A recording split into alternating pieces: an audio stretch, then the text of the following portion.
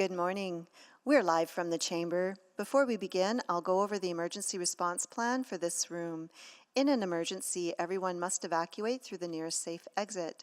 Those seated in the gallery take direction from security, and council takes direction from myself. After evacuating the room, please proceed to a stairwell, take the stairs to ground level, and evacuate the building through the doors marked emergency exit, and go to the muster point.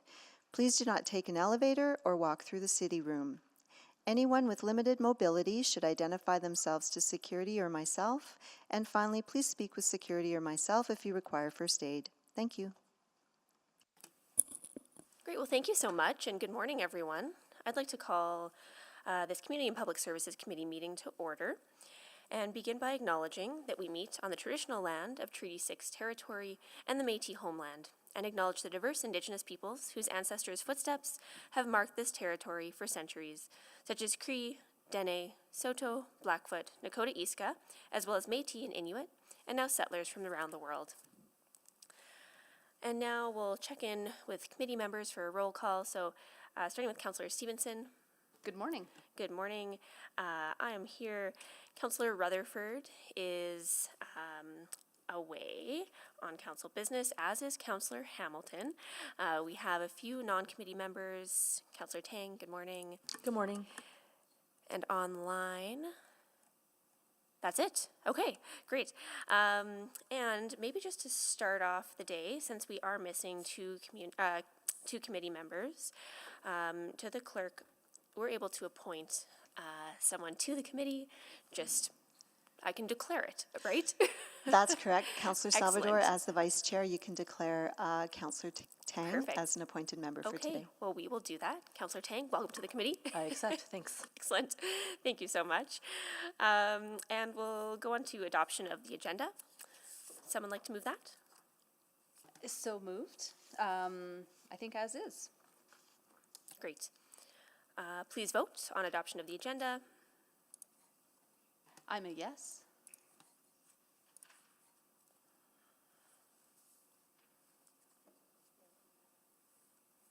Thank you, Councillor Salvador. We have all the votes. Please display the vote. That's carried. Approval of the minutes. I'll move approval of the May 12th, 2025 Community and Public Services Committee meeting minutes. Thank you. Any errors or omissions? Seeing none, please vote. We have all the votes. Display the vote. That is carried. Great. Now protocol items. We have a number of protocol items this morning. So just give me 2 seconds to pull those up. Great. Well, once again, good morning, everyone. I see we have some guests joining us in chambers, and I'd like to acknowledge today as Canadian Armed Forces Day, which is celebrated annually on the actual first Sunday in June, so just yesterday. This day honors the dedication and sacrifices of active duty members, reservists, and veterans of the Canadian Armed Forces and their families. Members of the Canadian Armed Forces represent our country with pride, compassion, strength, and often face difficult situations and make extraordinary sacrifices so our fundamental rights and freedoms continue to be protected. We owe a tremendous debt of gratitude to both veterans and those on active duty, along with their families and loved ones who continuously support their careers. The naming of 97th Street to Canadian Forces Trail was important because it connects to the 3rd Canadian Division Support Base Edmonton, commonly referred to as the Edmonton Garrison, and also to Blatchford, where the armed forces operated formerly. Edmontonians have often lined Canadian Forces Trail to bid farewell to departing troops and to welcome them home upon their return.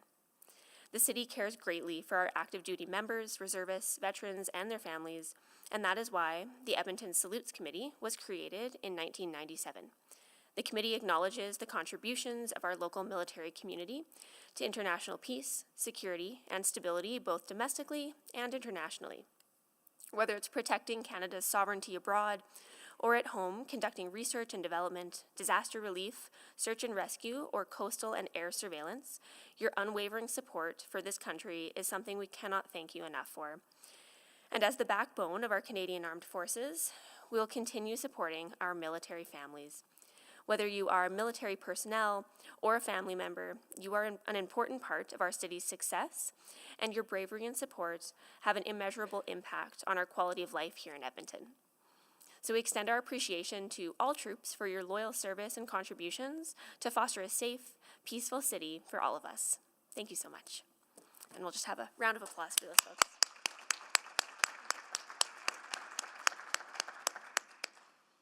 Okay. And our next protocol item, Pride Month.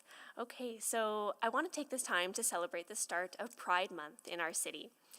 It's an important time to acknowledge and celebrate the 2S LGBTQIA+ community's contributions and resilience. Although June is officially Pride Month, Edmonton's Pride is celebrated throughout our entire summer. In 2024, nearly 100 events were held throughout the season, and 2025 is expected to have even more. Celebrations kicked off on May 30th with the Edmonton Drag Festival and wrap up on August 24th with the Pride Festival. The origins of Pride gatherings in Edmonton date back to 1980. Today, some of the 2S LGBTQIA+ community may be experiencing heightened stress, fear, and anxiety. Pride events present opportunities to celebrate our diversity and stigma and reflect on our progress towards equity. Progress that would not have been possible without those who fought through adversity, discrimination, and hate. It's a time to renew our commitment to making Edmonton a safe and inclusive place for all, and to double our efforts so no one has to fight for the right to simply be themselves. In addition to utilizing inclusive practices throughout our programs and services, the City of Edmonton shows its pride through rainbow bus art and crosswalks. The Pride at the City Employee Resource Network creates a safe space for our employees. As well, we sponsor local Pride events that residents across our city can enjoy. We take these actions to demonstrate that everyone, in all of their diversity, is welcome here in Edmonton. I want to thank the Pride participants who will brighten our city with colors, music, and dance this month. You're showcasing the joy of being your authentic self and taking pride in your identity. And thank you to the allies and volunteers who are showing up to support their friends and neighbors. You're wonderful examples of Edmonton's incredible community spirit. Thank you so much, and happy Pride.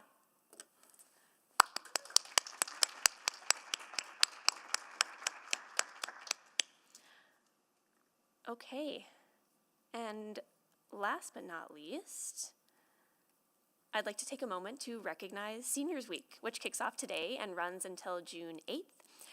As our city continues to grow and we welcome new people, we remain committed to supporting those who've helped us succeed and prosper for so long.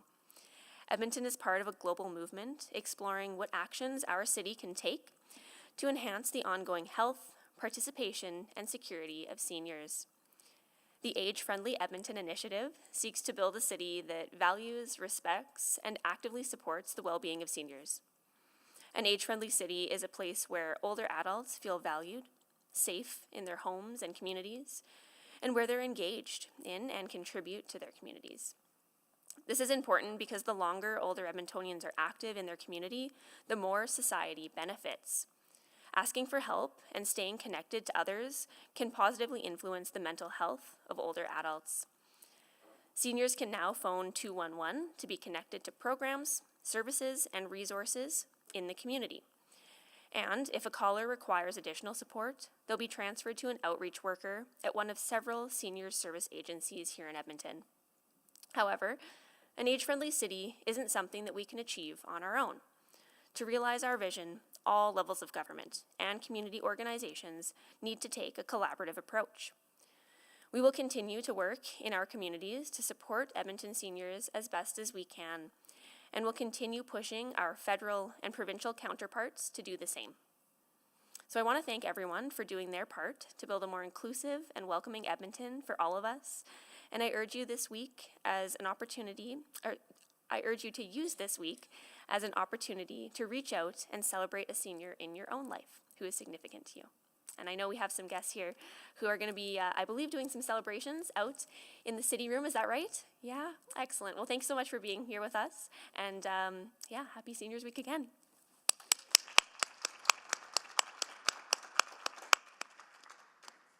Excellent. Okay.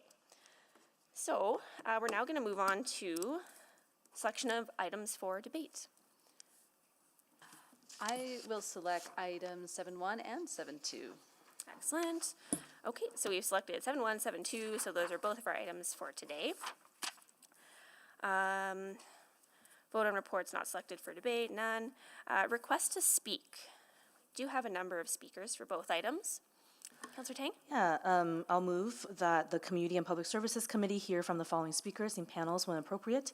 On 7.1, the Animal Licensing and Control Bylaw Renewal, Colleen Cassidy Sinclair, remote. Amy Wilson, in person. Liza Sunley, Edmonton Humane Society, in person. Colleen Ring, in person. Cynthia Karsten, UC Davis, Corette Shelter Medicine Program, remote. On 7.2, City Policy C601, Affordable Housing Investment Guidelines, Michelle Arkley, in person, Zachary Weeks, Accessibility Advisory Committee, remote, Taylor Soroka, Jasper Place Wellness Center, remote, and Nick Lilly, Home Ed, remote. Great, thank you. Please vote to hear from speakers.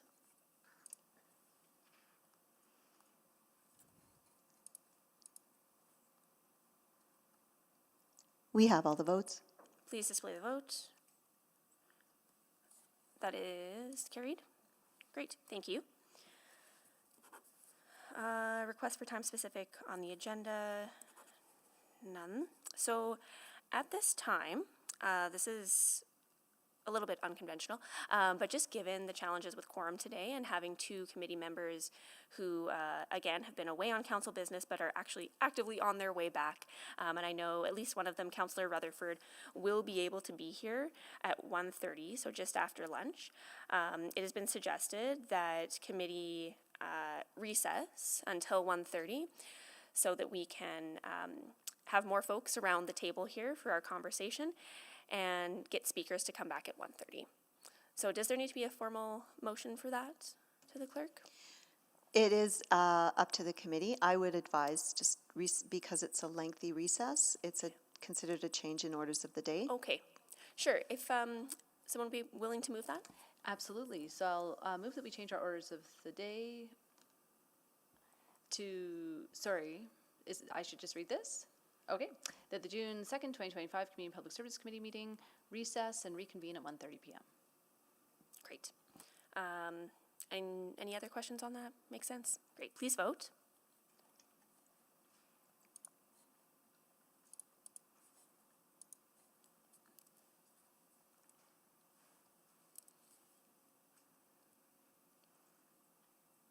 We have all the votes. Please display the vote. That is carried. Okay, and for anyone who is online who might be listening in to either speak to item 7.1 or 7.2, just to reiterate, we're going to be breaking until 1:30, and then we'll be resuming our proceedings, and we're going to hear from speakers at that time. Great. Thank you so much, everyone.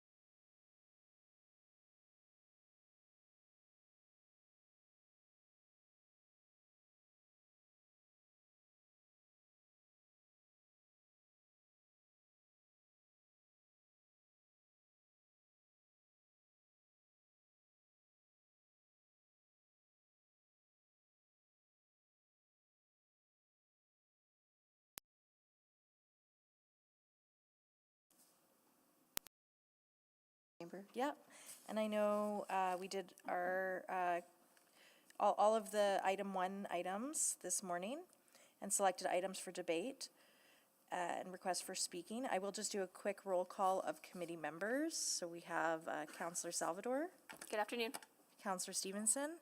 Good afternoon. I believe Councillor Mayor Sohi is online. Hi. Hello. And Councillor Hamilton is away with notice.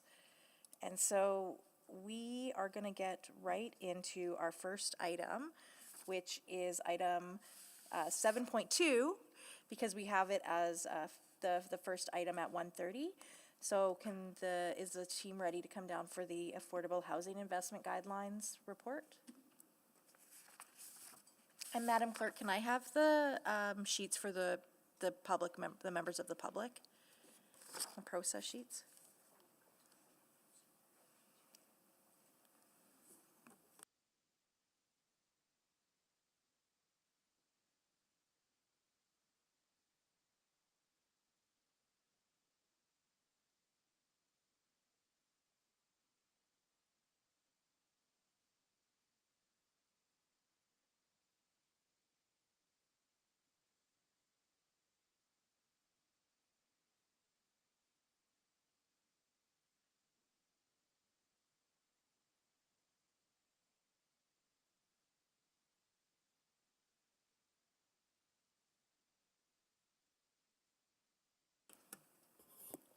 And so for members of the public, what we'll do is, I know we have 5 people registered to speak.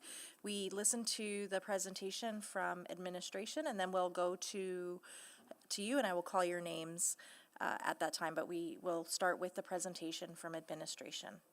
All right, if you're ready, please go ahead. Good afternoon. My name is Jennifer Flaman. I'm the Deputy City Manager of Community Services. I'm joined for today's presentation by Hanny Kwan, Director of Affordable Housing and Homelessness, and Aaron Black, Program Manager of Policy and Planning with Affordable Housing and Homelessness, along with additional members of administration available to answer your questions. We are here today to present the findings of the review of City Policy C601 and to request Committee's recommendation to Council to approve the proposed amendments to the policy. In addition, today's report responds to a council motion that was passed at the October 16, 2023 City Council public hearing, but repealed in favor of being integrated into today's report. The motion directed that administration provide a report on the status of City Policy C601, Affordable Housing Investment Guidelines, and the target of 16% affordable units of all units in each neighborhood, as well as information about current and additional measures that may be taken to increase affordable housing in areas where access is limited. I will now turn it over to Hanny to elaborate on the progress of the policy review and update. Thank you, Jen. Policy C601 was originally enacted in 2019 to guide the city's approach to affordable housing investments and to enhance transparency, predictability, and consistency in the administration of the city's capital affordable housing grant funding and land dedication processes. The policy guides a number of programs and initiatives, including the Affordable Housing Investment Program, also known as AHIP, the Affordable Housing Tax Grant Program, the development of supportive housing, and the sale or lease of land for affordable housing. Since being enacted in 2019, Policy C601 has resulted in commitments to 2,641 units of affordable housing. This has created housing for an estimated minimum of 3,560 residents.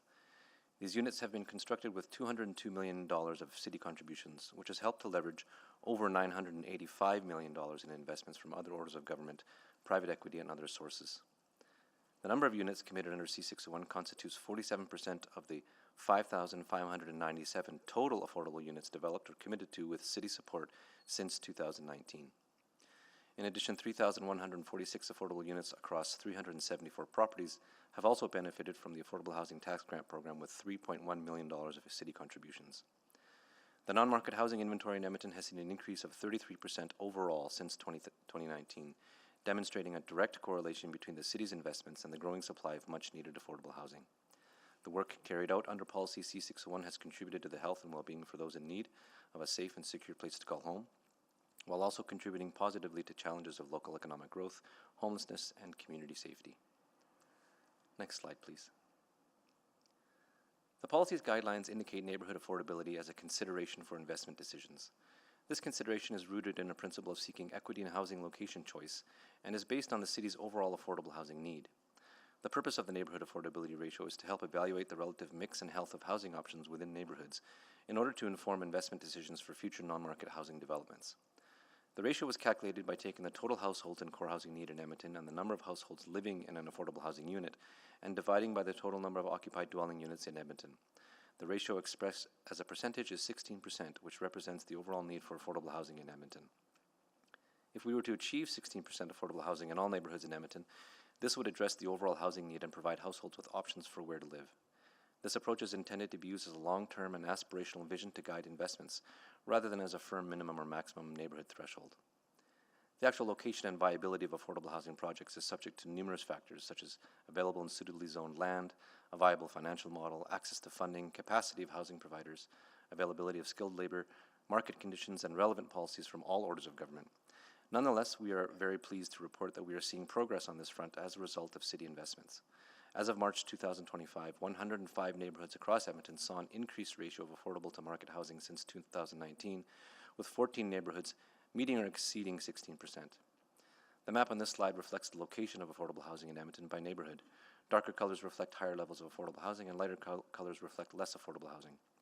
This demonstrates that while we still have work to do to maximize affordable housing location options, we are seeing results, and we will continue to work towards broader geographic distribution. Next slide, please. The process to review and update the policy required several steps. Phase 1 included an evaluation of the policy implementation and impact. Units committed, dollars invested, and geographic spread of affordable housing were considered when determining an overall assessment of the policy. Then an assessment of our current initiatives, plans, and policy was conducted to see if there are any gaps or conflicts between the policy and current city goals. External funding opportunities were also reviewed to see where our investment approach could better align. A robust engagement process provided critical feedback for policy refinement. 80 representatives from external organizations and governments contributed their feedback through engagement sessions, interviews, and surveys from September of last year to March of this year. This included First Nations, Indigenous-led organizations, housing industry professionals, nonprofit developers, market developers, social service organizations, business improvement areas, and the Edmonton Federation of Community Leagues. In addition, 77 people living in affordable housing were engaged in group and one-on-one conversations between January and March of 2025. Administration hosted sessions across the city at 6 buildings representing a range of affordable housing types, including near-market, supportive, transitional, and mixed market sites. Residents shared their thoughts around the main components of the policy, what they felt has worked well about the policy, and what could be improved going forward. Discussions were focused on the investment guidelines, building design elements, proximity to amenities and services, and affordability. Participants commonly spoke about how the opportunity to live in affordable housing breaks down barriers and enables respite, healing, care, transformation, and reconnection with culture and family, and they emphasized how fundamental affordable housing is to their well-being. They also highlighted the importance of community spaces, being close to services, amenities, and public transit. One story in particular came from a resident who was living in a bridge healing unit after being referred there by a hospital. On the day city staff spoke with this individual, they had received confirmation that they had been approved to rent a near-market affordable unit. This individual expressed immense gratitude to be able to stabilize and find respite at this building after facing many hardships growing up in and out of shelters. A quote of gratitude from this individual is on the slide here, and feedback like this has been important in validating the value and impact of the work done under Policy C601. Following engagement, a What We Heard report was circulated, and the results were used to inform revisions to the policy. Next slide, please. The next few slides will walk through the proposed changes to the policy. As the need for affordable housing continues to grow in our city, expanding opportunities for investment in affordable housing is key to being responsive to the development sector and aligning with federal and provincial funding opportunities. While the original policy allowed for the city to acquire land and buildings, it is recommended to expand the applicability to allow the city to provide grant funding to enable our partners to acquire or convert existing affordable housing units as well. This is in line with active initiatives from other levels of government, such as the Rapid Housing Initiative and the Canada Rental Protection Fund and the Alberta Housing Partnership Program, as well as the Indigenous Housing Capital Program. Previously, decisions regarding existing city-owned affordable housing and land were exempt from this policy. However, renewal is a key tool in the maintenance of affordable housing stock. Many renewal projects provide opportunities to improve climate resilience and accessibility features, and at times, increases in units. It is important that these decisions are guided by council policy so that all decision-making is consistent.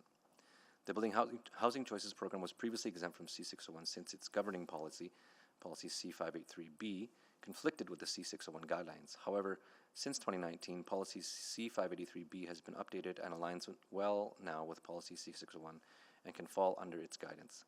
These adjustments consolidate all affordable housing activities into one policy. It's also recommended to delete the previous reference to funding external organizations. First Nations partners pointed out in engagement that they may not identify as an organization, but may still be active and interested in affordable housing development. Deletion of this reference will be more inclusive of potential future partners. As per the city's corporate policy framework, procedures outline administration's commitment to how a policy will be activated. In alignment with these standards, administration recommends moving content from the policy that describes how we prioritize eligible funding applications into a procedure. This will allow administration to be more responsive and flexible to emerging data, research, and community needs when evaluating projects. With the introduction of a procedure, the neighborhood affordability ratio will now be a guiding consideration in the procedure rather than within the policy itself. Priority population groups have been added to the list of factors considered when prioritizing eligible funding applications. Other recommendations include general housekeeping, such as updating the policy review time frame from 5 years to 4 years, removing references to non-active programs or programs not related to affordable housing, including the Secondary Suites Program, the First Place Program, and the Developer-Sponsored Affordable Housing Program, and removing unnecessary information such as references to the Municipal Government Act. Since all policies are subject to the MGA and Council retains the discretion to make exceptions, these points do not need explicit mention in the policy itself. The policy statement has also been streamlined for clarity and brevity. I will now turn it over to Erin to walk through the recommended changes to the principles listed in the policy. Thanks, Annie. Concluding the review process, administration is recommending some changes to the principles listed in the policy. On the next few slides, the left column shows the original principle embedded in the policy, and the column on the right indicates the recommended updated principle. Administration recommends maintaining the principle of responsiveness with some modifications. Engagement participants stress the need to be responsive to people who live in or need affordable housing in terms of availability, diversity of supply, size, and operations. In the spirit of reconciliation, changes are recommended to acknowledge Indigenous communities who are disproportionately impacted by housing affordability and homelessness. This aligns with the existing Indigenous-led housing stream of the Affordable Housing Investment Program and is reflective of feedback heard during engagement. Next slide, please. The high-quality design principle has been refined for additional clarity. Engagement participants indicated that they supported the high-quality design principle but asked for clarification regarding its intent. The examples are included to enhance understanding for administration, council, and the public when applying this principle. Next slide, please. Administration is recommending a shift away from the original community engagement principle and instead adopting the principle of transparency. This is intended to create consistency regarding engagement requirements between market housing and non-market housing. Many engagement participants communicated that the principle of community engagement, which establishes higher engagement requirements for the construction of affordable housing, reinforces social stigmas related to affordable housing, and may exacerbate negative stereotypes about people living there. Higher community engagement requirements also require extra planning, coordination, and communication from affordable housing developers, which has added time and financial costs.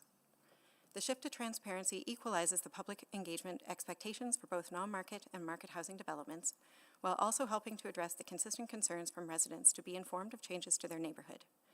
This new principle balances the urgency of developing affordable housing supply with the need to build positive relations between housing providers, their tenants, and their neighbors. Next slide, please. Administration recommends retaining the principle of flexibility with some refinements. The City of Edmonton relies on the participation of other orders of government to increase the supply of affordable housing. Maintaining flexibility supports our partners to secure additional funding from other sources, minimizing any potential administrative burdens and developmental delays due to conflicting program requirements, timelines, and eligibility criteria. Engagement participants emphasize the importance of ensuring flexibility in order to align with funding programs from other orders of government. Next slide, please. Administration is recommending removal of the effectiveness principle, since effectiveness is an inherent quality of all work conducted by the city and does not need to be explicitly stated in order to still be a focus. Engagement participants did not provide significant comments on this principle. Next slide, please. The city has implemented a number of actions to improve the geographic distribution of affordable housing projects and reduce barriers to constructing affordable housing, all of which have allowed the city to exceed its unit target 2 years early. Some of the key moves include taking the lead on developing supportive housing sites, accelerating the sale and lease of 11 surplus school sites, and reducing timelines and barriers in the development process for affordable housing. Administration has begun the review of Policy C-437A, City Land Assets for Nonprofit Affordable Housing, which will be complete by Q2 2026. Policy C-437A enables the sale of land to nonprofit housing providers for less than market value. This policy has led to a total of 971 units committed since 2018 across 18 neighborhoods. Similar to the review of Policy C601, administration will evaluate the effectiveness of Policy C437A in order to inform potential policy and procedural changes that can increase affordable housing options across the city. Work is underway to develop an action plan that will focus on increasing the supply of accessible, affordable housing in Edmonton. This is an action under both the City of Edmonton Affordable Housing Strategy and Policy C602A, Accessibility for People with Disabilities. This will be complete by Q1 2026. Administration is also developing an affordable housing acquisition pilot program that will provide limited funding to support nonprofit organizations in acquiring existing affordable market housing units within Edmonton in order to prevent the loss of those units. With the federal government's existing and newly announced funding programs that will make money available for affordable housing and related infrastructure, the city's continued investments in affordable housing will be crucial for leveraging those federal funds.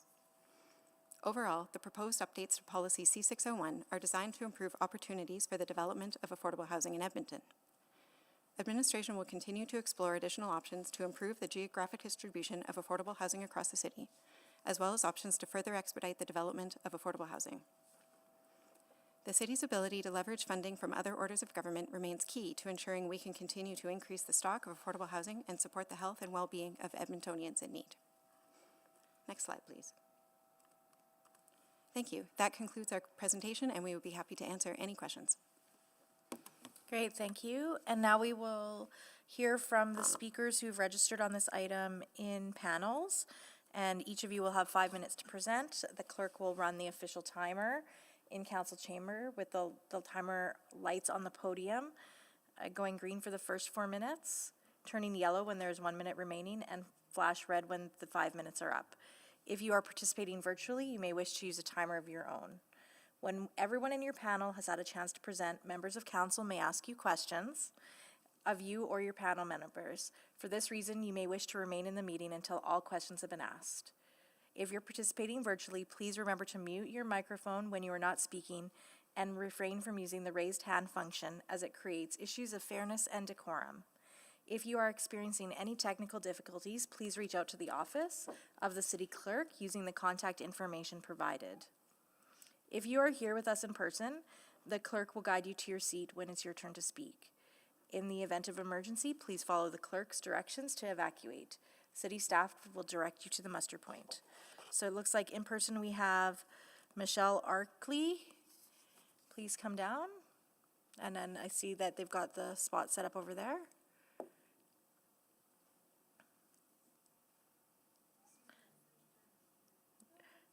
And then Zachary Weeks, are you online with us today, Zachary? Yep. You'll be number 2. Taylor Soroka, are you online? Oh, yep. Hi, I'm here. Sorry. And then Nick Lilly. I'm here. Great, thank you. Okay, and we'll go to our first speaker. Please don't be nervous. I kind of overheard as I was reading out the other names. This is your first time, so thank you for being here today. And you will have 5 minutes to This is my speak. first time here. Yeah, well, welcome to City Hall, and welcome to speak today. Please go ahead with your time. The floor is yours. Hi, my name's Michelle Arkley. And this is my first time here at City Hall. And I got my speech in front of me.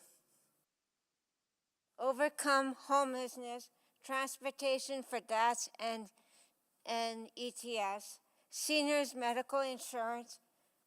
Some of our place in our building is not soundproof. Crosswalk across from the dollar store. 30th Avenue Southwest. House and supply. More visitor parking. Sports, more or less price food for restaurants and stuff. Then high prices, more restaurants, more hospitals, more concerts, more sports venues to go grocery shop across affordable price across the board.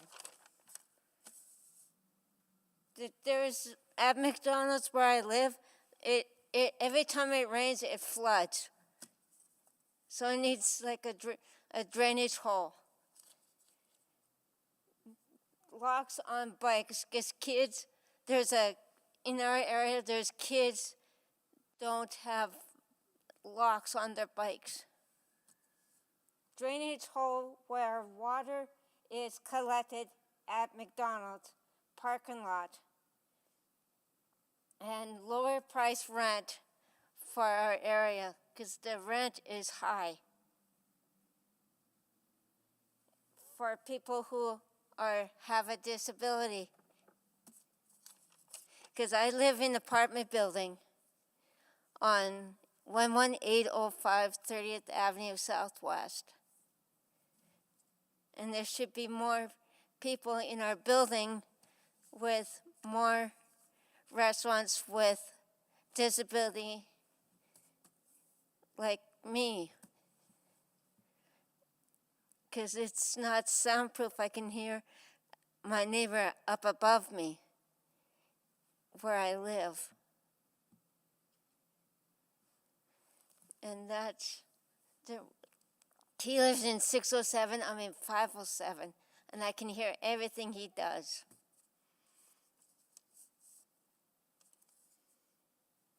And there should be more homeless people,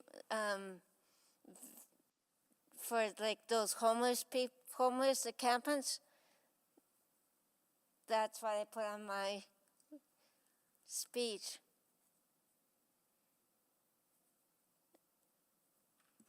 I already read it all.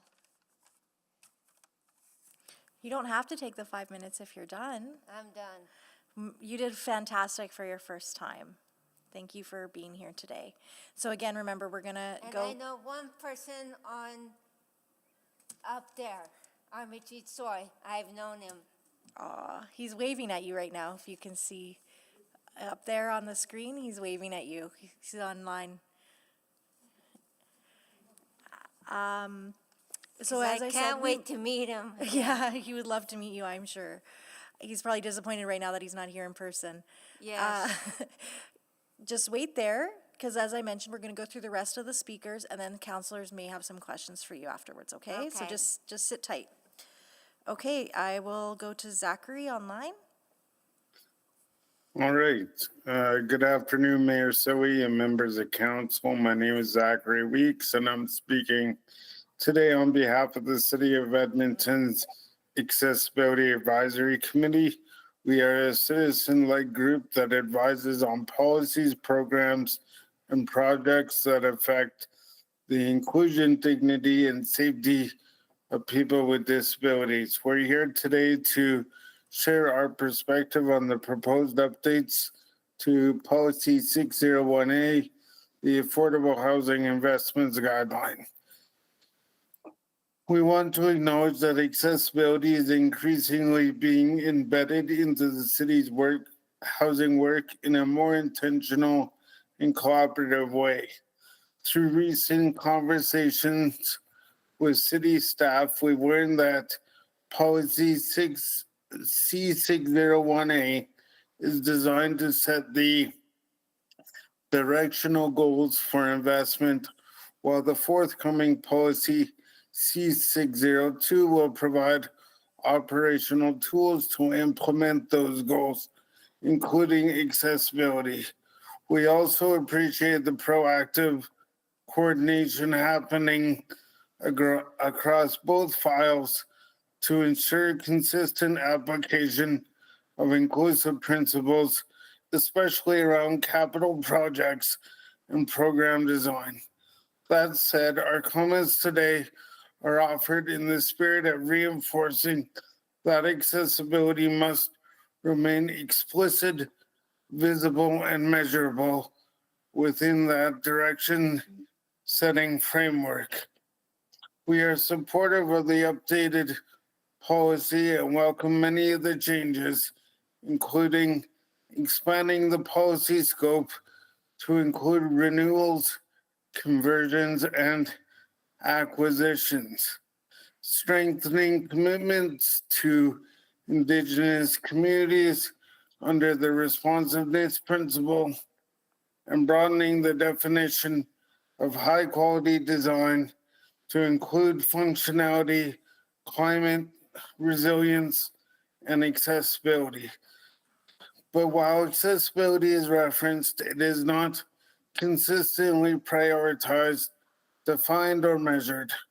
Our concern is this: if accessibility remains implied but untracked, we risk reinforcing the status quo, where many affordable housing projects are still out of reach for disabled Edmontonians. Let me briefly share 5 updated recommendations from the AAC. Number 1, strengthen the language around accessibility. We recommend that accessibility be elevated from a supporting clause under high quality design to a named standalone expectation on equal footing with functionality and climate resilience. This better signals the city's commitment and aligns with the direction already being advanced through C602. Number 2, implement measurable targets for accessible units. We've learned that some recent projects have exceeded 20 to 30% accessibility, which is excellent. Let's build on that by embedding clear minimum expectations in AHIP guidelines or related tools. Voluntary practices aren't enough. We need benchmarks. Number 3, prioritize accessibility in conversions and renewals.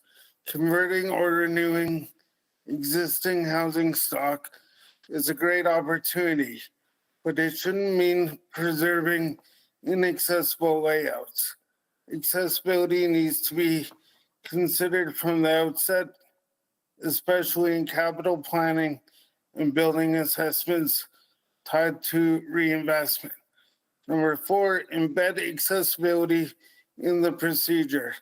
The new procedure accompanying policy C601A outlines funding criteria like affordability, depth, and proximity to services. Accessibility is not currently mentioned. We urge council to direct admin to integrate it as a formal evaluation factor moving forward. Number 5, address geographic gaps with an inclusion lens. With over 200 neighborhoods still below the 16% affordable housing target, it's crucial that accessible units are equitably distributed across the city, not just clustered in older, high-need areas. Residents with disabilities deserve real choice in where they live. In closing, we recognize and appreciate the direction the city is taking, especially the intentional integration of accessibility through both C601 and C602. We support this policy update, and we believe this is a critical moment to reinforce accessibility, not just as a value, but as a requirement. Because when accessibility is embedded early and measured consistently, we build a city that includes everyone by design, not by exception. Thank you for your time. Thank you. And Taylor, we will go to you next. Hi there, my name's Taylor. I'm co-founder of the Jasper Place Wellness Center in Edmonton, and I'm here today to speak in support of C601 and specifically highlight the shift from community engagement to transparent communication when appropriate. From my perspective, this is one of the most significant updates. This affirms affordable housing is not up for debate, and like roads, water, and public transit, it's core infrastructure. Those building it should not face added scrutiny based on who might live there. And this wording change really does matter. Historically, affordable housing was assessed through the lens of who might live there, what supports might they need, and whether or not neighbors would accept them. Market housing has never been scrutinized that way. If you can afford it, you're out of the way. The result has been stigma, delay, and a development process that often reinforce inequality and inequity. In 2022, I brought these concerns to council, specifically naming how good neighbor plans were functioning in practice. With funding from the Edmonton Community Foundation, we partnered with the Edmonton Social Planning Council to explore that impact, and the findings were clear. These engagement processes were classist, racialized, and ultimately ineffective. And that's what's powerful. The city of Edmonton listened, and you responded with thoughtful, principled change. You didn't move quickly to look for good, you didn't move quickly just to look good. You took time to study other jurisdictions, speak with Edmontonians across all neighborhoods, and build something better. This policy puts Edmonton at the forefront of North American cities. It's not just updating wording, it removes red tape, applies consistent standards, and treats affordable housing as the essential infrastructure it is. It supports housing providers by treating them fairly and supports neighbors through communication that is clear, consistent, and not rooted in speculation or stigma. That's what real governance looks like. Edmonton is using evidence, equity, and implementation to do what every city it wants to do, build something that works. That's what it takes to live in society with one another. Not performance, not politics, good policy. When policy holds, the result won't be loud, it's steady. It's someone unlocking their door at the end of a long day, the warmth of the lights coming on, and dinner cooking, a place to exhale. That's the quiet joy that this policy will make more possible. This is the kind of city that Edmonton is choosing to build, one where safety does not depend on income, where equity is practiced and not just promised. Thank you. Thank you very much. And our final speaker in the panel, Nick Lilly. Well, good afternoon, Mayor and councillors. Really, I want to be here today, firstly, to support these policy changes, but also just to reinforce the importance of these investments. And I'll say that developing, owning, and operating affordable housing is really hard. And lovingly, I sometimes describe it as doing market housing with your hands tied behind your back. And so we need all orders of government working with us, partnering with the sector to support Edmontonians and make these projects happen. And frankly, as an Edmontonian, I'm really proud to see the city stepping up in regards to this need. Now, I can run through a list of projects in my head that wouldn't have happened without the city stepping up, but also being the first to step up. And that's critical with respect to how we put these projects together and have the confidence that we can get over the finish line. And I would hope that that would continue. From my read, these principles really are in support of those outcomes and having that continue. This notion of responsiveness and flexibility is essential when it comes to finding the right path that gets these projects funded, and certainly that, as things change over time, the notion that the city will be adaptable and there for us as sector partners when we need you.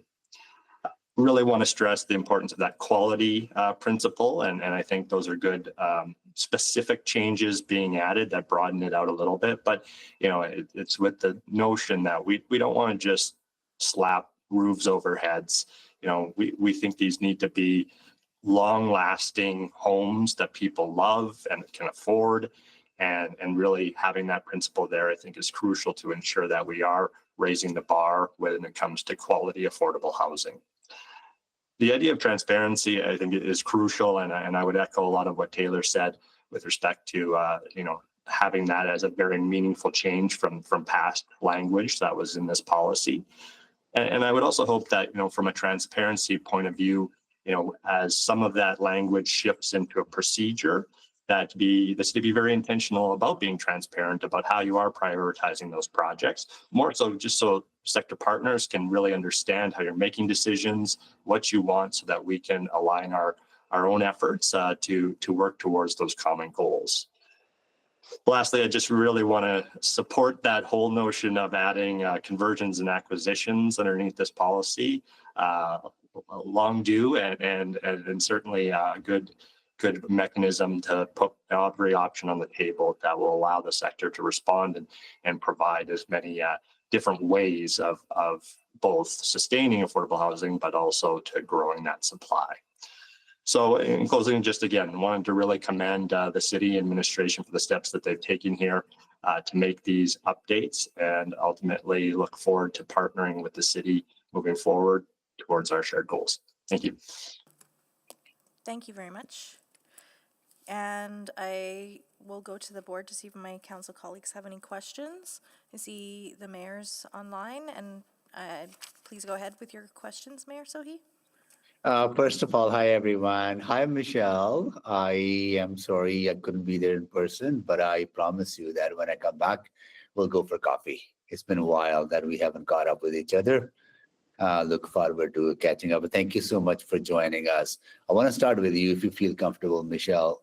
Can you share with the committee and others how having access to affordable public transportation and affordable housing has impacted your life? I know you identified some struggles, which we absolutely acknowledge and appreciate. We need to overcome those barriers. Can you share some of your thoughts on how those two programs have helped you in your life?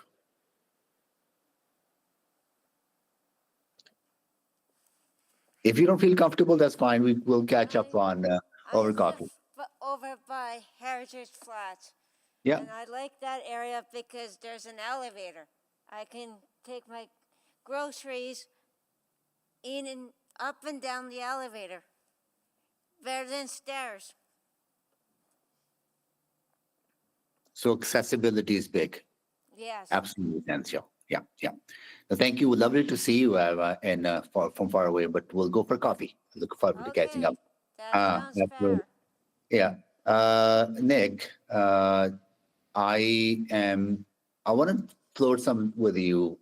I support all these changes, and thank you for your endorsing them, and also Zach and Taylor, your input. You said city being the first has helped move advance number of projects. But I have also heard that city being first helps, but then it takes a lot of time for other governments to come in, and takes years and years. And one thing that I've been pushing hard here, being in Ottawa over the last number of days, meeting with ministers, having one intake for applications. Just think for a minute, if there's one intake where every government looks at the application at the same time and provides funding at the same time, how far you think that kind of innovation would go? Yeah, I think it's the right questions to be asking, and frankly, I think that's a key solution to how we kind of move forward here. Whatever the mechanism is, anything we can do to align these three different orders of government to ensure that there is clarity on what is being supported, and it really saves the sector a lot of time and money and risk when it comes to knowing whether we can go or whether we can't go on something of that nature. So definitely supportive of that idea. However it comes together, just that whole notion of alignment is one of the key barriers holding the sector back. Yeah, no, thank you. And Taylor, thank you for reinforcing that housing, particularly affordable non-market housing, should be treated as core infrastructure, where we don't debate whether to build roads and bridges and rec centers, and we debate them, but we don't let communities hold them back because we see them essential. And you see this shift in thinking and policy about, effective communication will help us, continue to engage, but help us move forward without any fear of hindrance. Absolutely. And I think the city in the last couple of years has moved to do a great job of communicating. And I think this policy speaks to that because the amount of engagement done, Mr. Sohi, was absolutely fabulous. So I do think that shift and change of clear communication when appropriate puts housing as, like we said, core infrastructure, but allows other Edmontonians to understand what's happening in their communities so they can be aware of changes if they happen, or new neighbors, of course, but it's a great thing. Yeah, thank you. Thank you, everyone. I know I'm running out of time and coming to Zach. I really agree with you of, embedding accessibility into everything. Anything else you want to add? I know you were kind of running out of time at the end. Yeah, no, I don't have anything to add, Mayor Sohi, and my apologies for going over a little bit there. No. Yeah. No, thank you. Thank you for joining us. Thank you, Mayor Sohi. Councillor Salvador? Yeah, thank you so much. Really appreciate all the speakers being with us today and taking the time to share their perspectives on this really important conversation. Yeah, maybe I'll start with Nick. I know you had mentioned just the importance of including conversions and acquisitions. I'm quite excited to see that in there as well. Wondering if you can just expand on, what additional opportunities does this unlock? Well, I think first and foremost, what it does is it puts everything on the table, right? There are times and places where new development is the right strategy, and the market sort of in relation to that is well aligned, be it with interest rates, construction costs, things of that nature, as well as the right grant programs. But here, having some different mechanisms to pursue acquisitions with support is, I think, a potential game changer. I think primarily, we're seeing some appetite from a federal level, which is prompting this, and it's going to be pretty cost intensive. So it's nice to see that there's a path to some partnership here, not only with the city, but with the federal government on that lens. But at the same time, just to be able to kind of look in and understand those programs and partner with the city in a slightly different way, I think opens the door to us not only adding something new, but sustaining something that may already be there. Yeah, that's really excellent, and I appreciate your thoughts on that and the added flexibility that comes with the inclusion of conversions and acquisitions. I might go to Taylor as well. I appreciated your answer to Mayor Sohi, and just wanted to expand a little bit further as well, because it seems like the city's sort of been shifting in the direction of that clear communication and transparency. And my read on this change is almost that it's just being more reflective of how things have actually been unrolling and working. Is that fair? Like, it's not necessarily a big shift in the way we're doing things. It's sort of in line with how we've been moving. Absolutely, I would agree. It's in line with how things have been moving. The shift from the historical neighbor plans and almost asking to be allowed in neighborhoods has definitely softened over time. And I think that reflects how the city is looking at housing, like we said, as infrastructure that's needed to, one, have a safe city, but also it's what's needed if someone isn't wanted in an encampment. So I do think this aligns, and it represents them, like you said, Ashley, the way the city's moving perfectly. Great, thank you so much for that. And I also have a question for Zachary. Hi, Zach. Thanks for being with us. And really heard this reflected in what Michelle shared as well about the importance of accessibility. I guess two things. The 5 recommendations that you shared with us, I found those really, really valuable. Have those all been shared with administration as well and sort of embedded in the conversations that you've been having? I think it would be fair to say that the recommendations are I don't think we've had formal, like, these are the 5 recommendations, but in preparation for today, I did communicate with Heather Craig as well as Deanna O'Donoghue in preparation for today. So I think we're headed in the right direction. Okay, fantastic, and I'll follow up with admin on those 5 as well. And maybe just with my last minute here, I'm just thinking about the interaction between, the policy we're talking about today, but also, as you mentioned, C602, and sort of the relationship between those 2 policies. Wondering if you can just expand on that. I know the strong point that I'm taking away from what you shared is that there needs to be more explicit, sort of defined and measurable components baked into the overall policy. Is that what I'm hearing? Absolutely. Yeah. Okay. That would be it. Okay, perfect. And I'm out of time anyways. Thank you so much, everyone. Thank you, Councillor Salvador. Councillor Tang? Great, thank you. Thank you all for coming. I felt collectively that was such a strong endorsement and such a strong presentation. Put a lot of thought into it, obviously.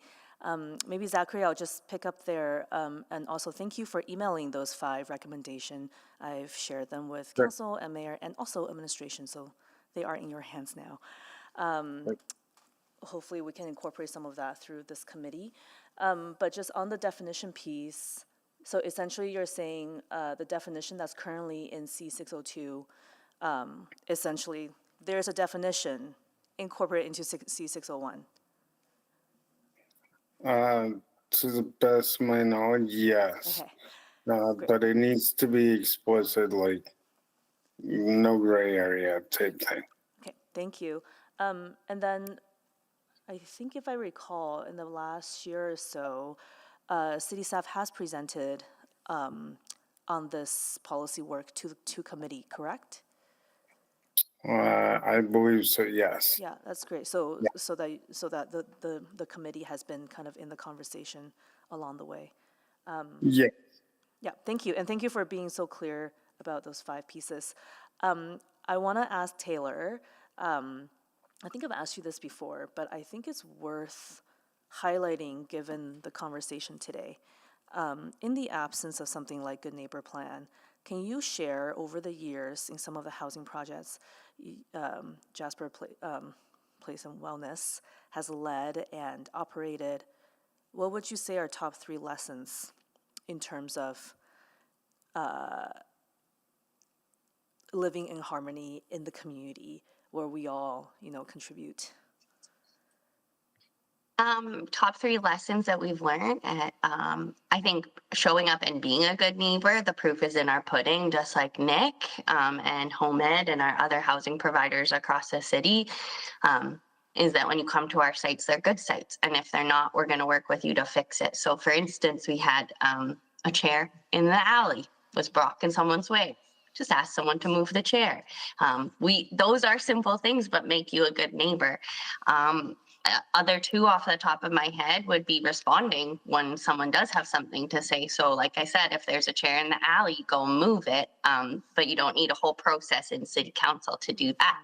And relying on the systems that already exist, bylaw already exists to manage some neighborhood issues. So our city's in a good place. We didn't need the extra layers of confusion added on, and this just streamlines the process. So I think looking at being a good neighbor, being a reactive neighbor or a responsive, not reactive neighbor to anything that's brought up is always key. But most of the housing providers in the city, their proof is in their pudding. They show up every day, take care of their units and their people. Yeah, and I will agree. I feel like this is a very bold shift in the policy, and then do you see other cities in Alberta kind of adopting similar kind of shift? When we did our research, the norm was good neighbor plans. And the norm was to have kind of those discriminatory tools in place to navigate how to bring affordable housing into community. So from where I stand and the knowledge I have, Edmonton is on the forefront. But I do want to be clear, we're on the forefront of making big equitable change for sure, but it is just housing and it is just structures. So I think in reframing, we're definitely the first city to look at it differently and take it by the handle and make changes based on that different perspective that will allow more housing to be built in our city. Yeah, excellent. Yeah, I'm thinking of, I hope we're gonna be able to kind of tell this story widely. I'm really excited about a lot of the changes in this report. Thank you all so much. Nothing for you, Nick, and nothing for you, Michelle, but just really happy you all came out. Thank you. Thank you, Councillor Tang. And so that's it for the panel questions. Now we're going to go to administration. So again, thank you to all the community members that registered to speak on this item. And I will go to Mayor Sohi for questions to administration. Please go ahead. Yeah, thank you. Yeah, no, I got to run very shortly here. So thank you so much for accommodating me. And thank you to administration for all the work that you have done. And those who might be wondering how Michelle and I know each other, I was Michelle's favorite taxi driver for a long time. And Zachary's as well. Right? So I just want to follow up on Zachary's observation around or a suggestion about accessibility being embedded into everything that we do.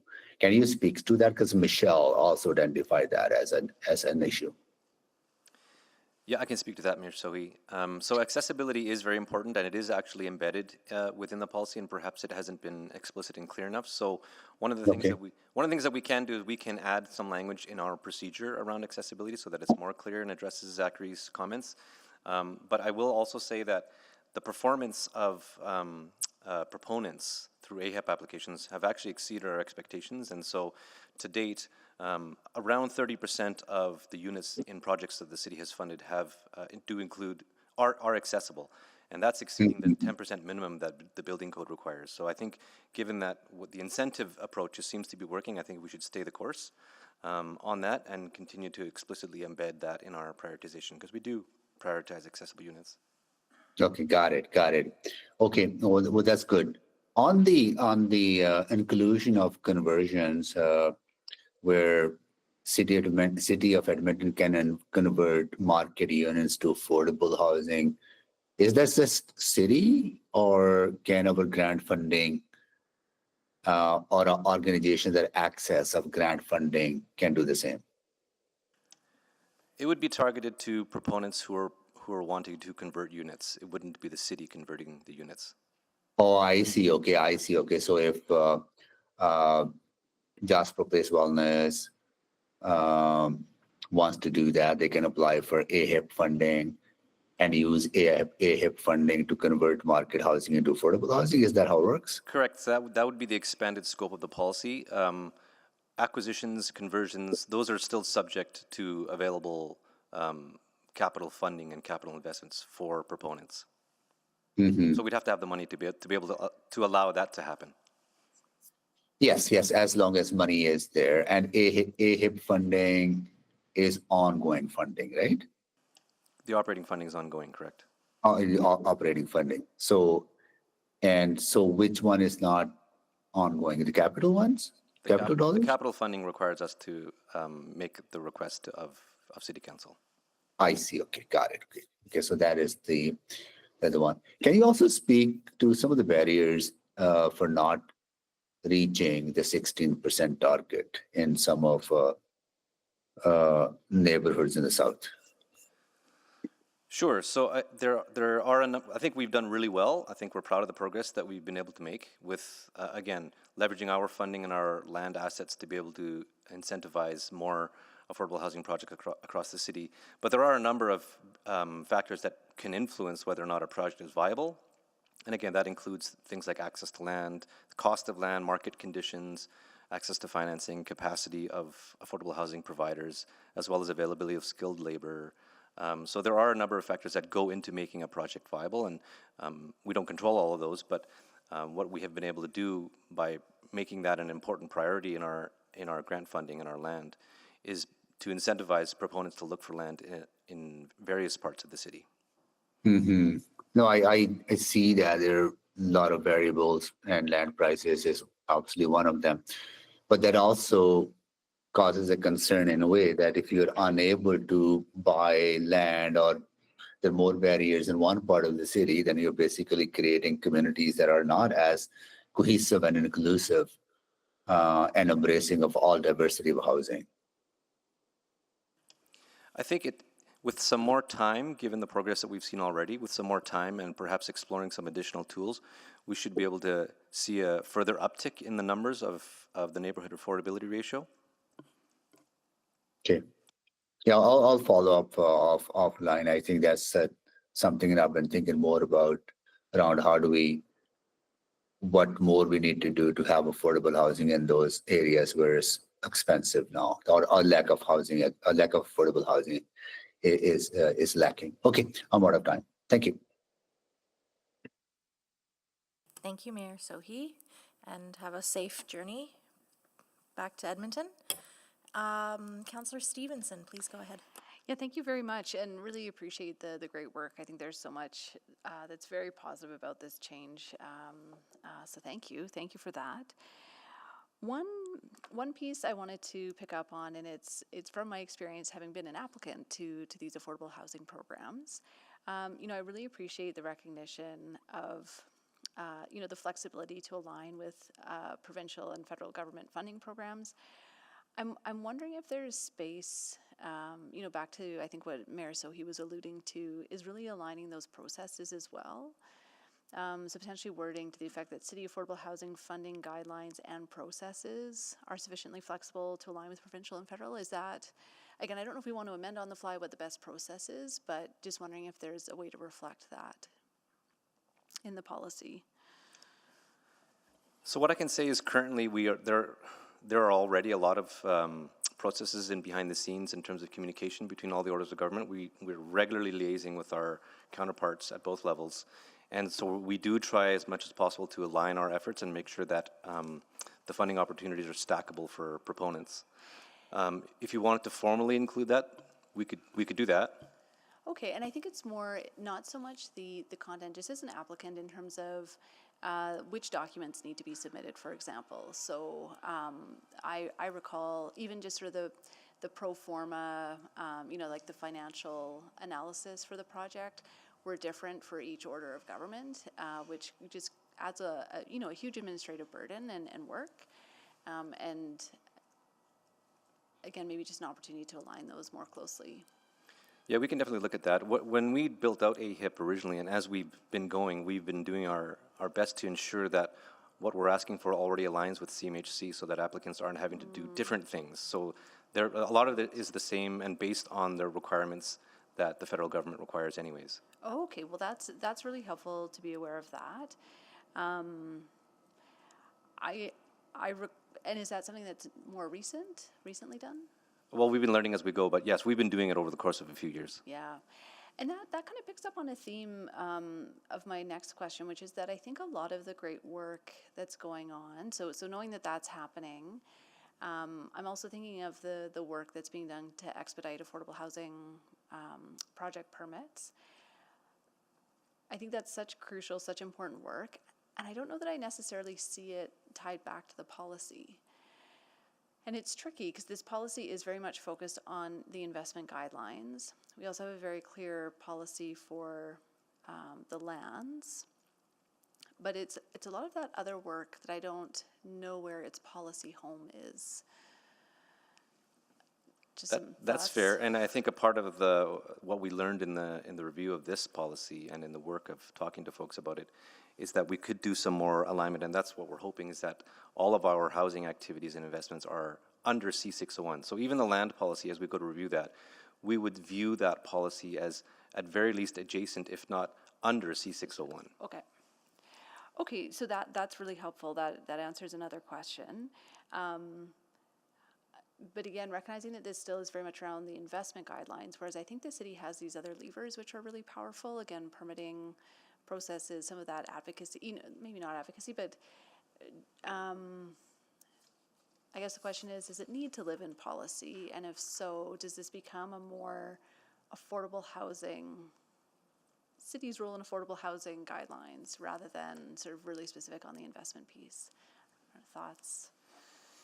Yeah, I hear what you're saying, and I think if it's helpful, when we've had to make investment decisions that didn't formally fall under C601, we have still used the principles under C601 to help guide our decision making because they're sound principles.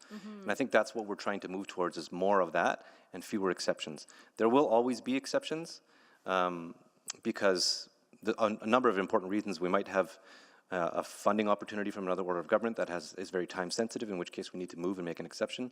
But for the most part, we're trying to move towards all things falling under C601 or guided by C601 as much as possible. Yeah, and I think the question I'm just grappling with is sort of those city decisions, those city roles that we can play that are outside of only funding decisions, resource decisions. And again, I don't know that we need to fix that today, but just a thought that's on my mind, but I'll come around for a second round. Thank you. Thank you, Councillor Stevenson. Councillor Salvador?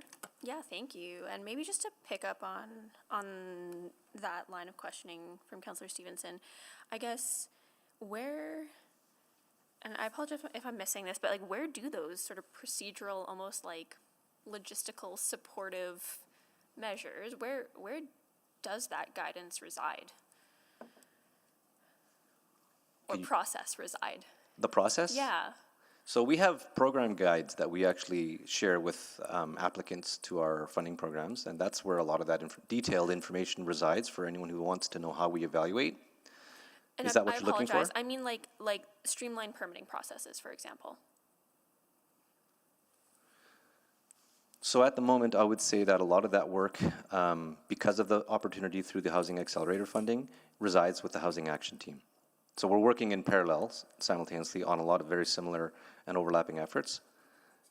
Once that work is, if it is wound up in the time that we've been allotted, then a lot of that work will just come back to sort of the home team. Okay, and I guess is there value, knowing that is sort of residing with the Housing Action Team right now is helpful, is there value in embedding that? And I think that's what we're trying to get at. Is there value in embedding that into this policy conversation? Okay, so I think maybe I should also mention that what the really important document that guides our work overall is the City Council approved affordable housing strategy. And C601 is one of the policy tools that allows us to implement a number of the actions within the strategy. Is that helpful? Yes, sort of. Yeah, I guess, no, that's helpful. And maybe I'll leave it for now, but might come back. But I appreciate the additional context and sort of the layers of where, yeah, whether or not it's appropriate to have it in a policy document. Maybe it's better just to have it as that overall guiding affordable housing strategy. But I'll leave it there for now. I had some questions just to follow on around accessibility as well. So I think, administration had shared that there's potential to add language in the procedure side of things around accessibility, just be a little bit more explicit. But you'd also said it's already in there in a way. Is that captured under, I guess, consideration of priority population groups? Or? Yeah, so there are two priority population groups that are associated with people with disabilities. There's the folks with physical mobility challenges and the folks with developmental disabilities. We already prioritize projects that indicate that they have higher levels of affordable accessible units.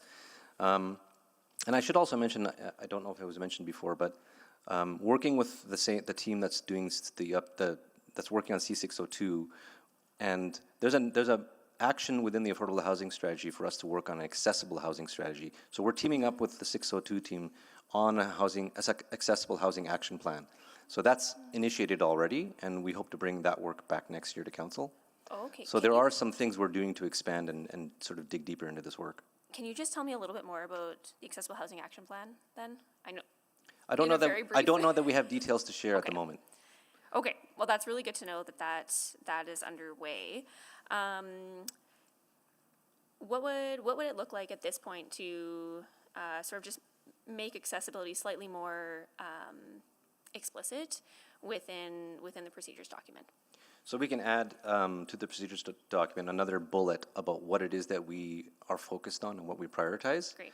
And I think that can be explicit and clear and address Zachary's comments. Fantastic. And would you need direction on that, or is that something you can We can take just away? do that. Okay, that's fantastic. Thank you. Oh, and I just wanted to follow up on basically the same question I asked Taylor about the language of transparency and sort of clear communication. Is it a fair way to think about this, that that's sort of the direction the city's been going anyways, and this is just actually a more accurate reflection of our current practice? I would say that's correct. Okay, excellent. That's it for now. Thank you so much. Yeah, thank you. It's my turn. I don't have too many questions. It's pretty straightforward, but I did have one. I wanted to know, in the Community Mobilization Task Force on Housing and Homelessness, there was sort of the three things that were recommended, but then there was a sort of the system level recommendations that were not really in the purview of a community group to be doing, but more whatever order of government they don't identify. Were those recommendations considered in this policy development and or procedure development? I don't know that the timing allowed them to be considered comprehensively. So no. Yeah. Okay. And when I'm looking at the date, I'm looking at the news release from April 8th, and this kind of policy work does take months to bring to fruition. but But there doesn't was- necessarily mean that the ideas around it aren't already encompassed. And I mean, I don't want to push back, but I think I will push back in that there was a ELT member that was on that was bringing information back to the ELT table about what the task force was discussing before the publication of that report. Yeah, that's fair. So I don't think just looking at the report date. Okay, I'm gonna sit with that for a minute. I don't know what to do with that actually, because If there are system level considerations you'd like us to think about going forward, because we are still going to be doing work on this, and again with the action plan, we can certainly do that if you Yeah, want I to know. point out some specific ones. Yeah, and I'm like, now I need to go back to that report and look at and reference for myself. And there is to a see. status update on those considerations from administration coming in a memo soon. Okay. Maybe I'll wait for that then and see. Does anybody else have anything to add about that memo? No, just nods? Okay. And then I agree with my colleagues. I just want to reinforce, I think one of the biggest things I hear from folks that are looking for affordable housing is that how challenging it is to find affordable housing that is also accessible or meets their needs, right? So just making sure that that's really strengthened. And we're saying, just to confirm again what Councillor Salvador asked, we think the best place for that is in the procedures space? Correct. Okay. I'm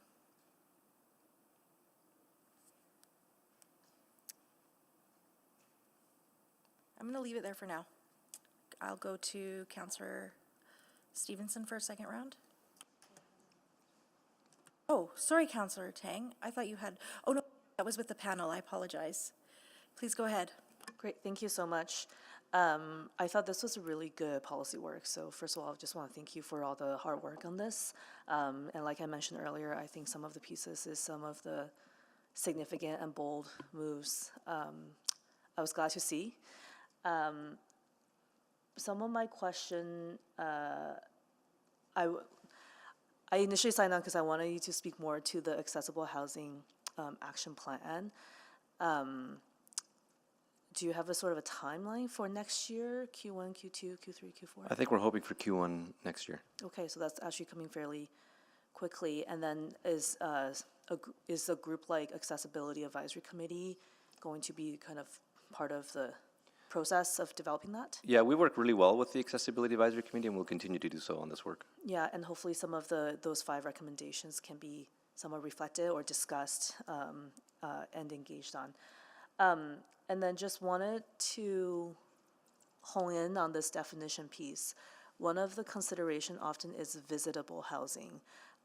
For example, housing without stair entry for folks with mobility needs. That is fairly specific, and I get that today we're talking about something fairly high level. And then it kind of breaks down into procedural documents. Then we have, for example, affordable housing guidelines. Then we have accessible. There's lots of different policy work going on. Something like that would be encompassed in the accessible housing action plan, would you say?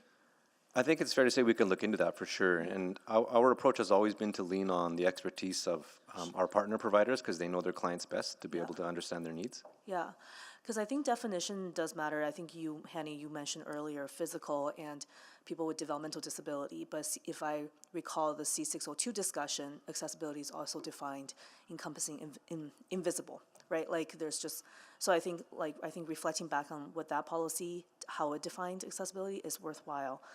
And then you have spoken about 30%, that's exceeding the target. How do we know those units are accessible? Is it based on building code, CMHC definition, or C602?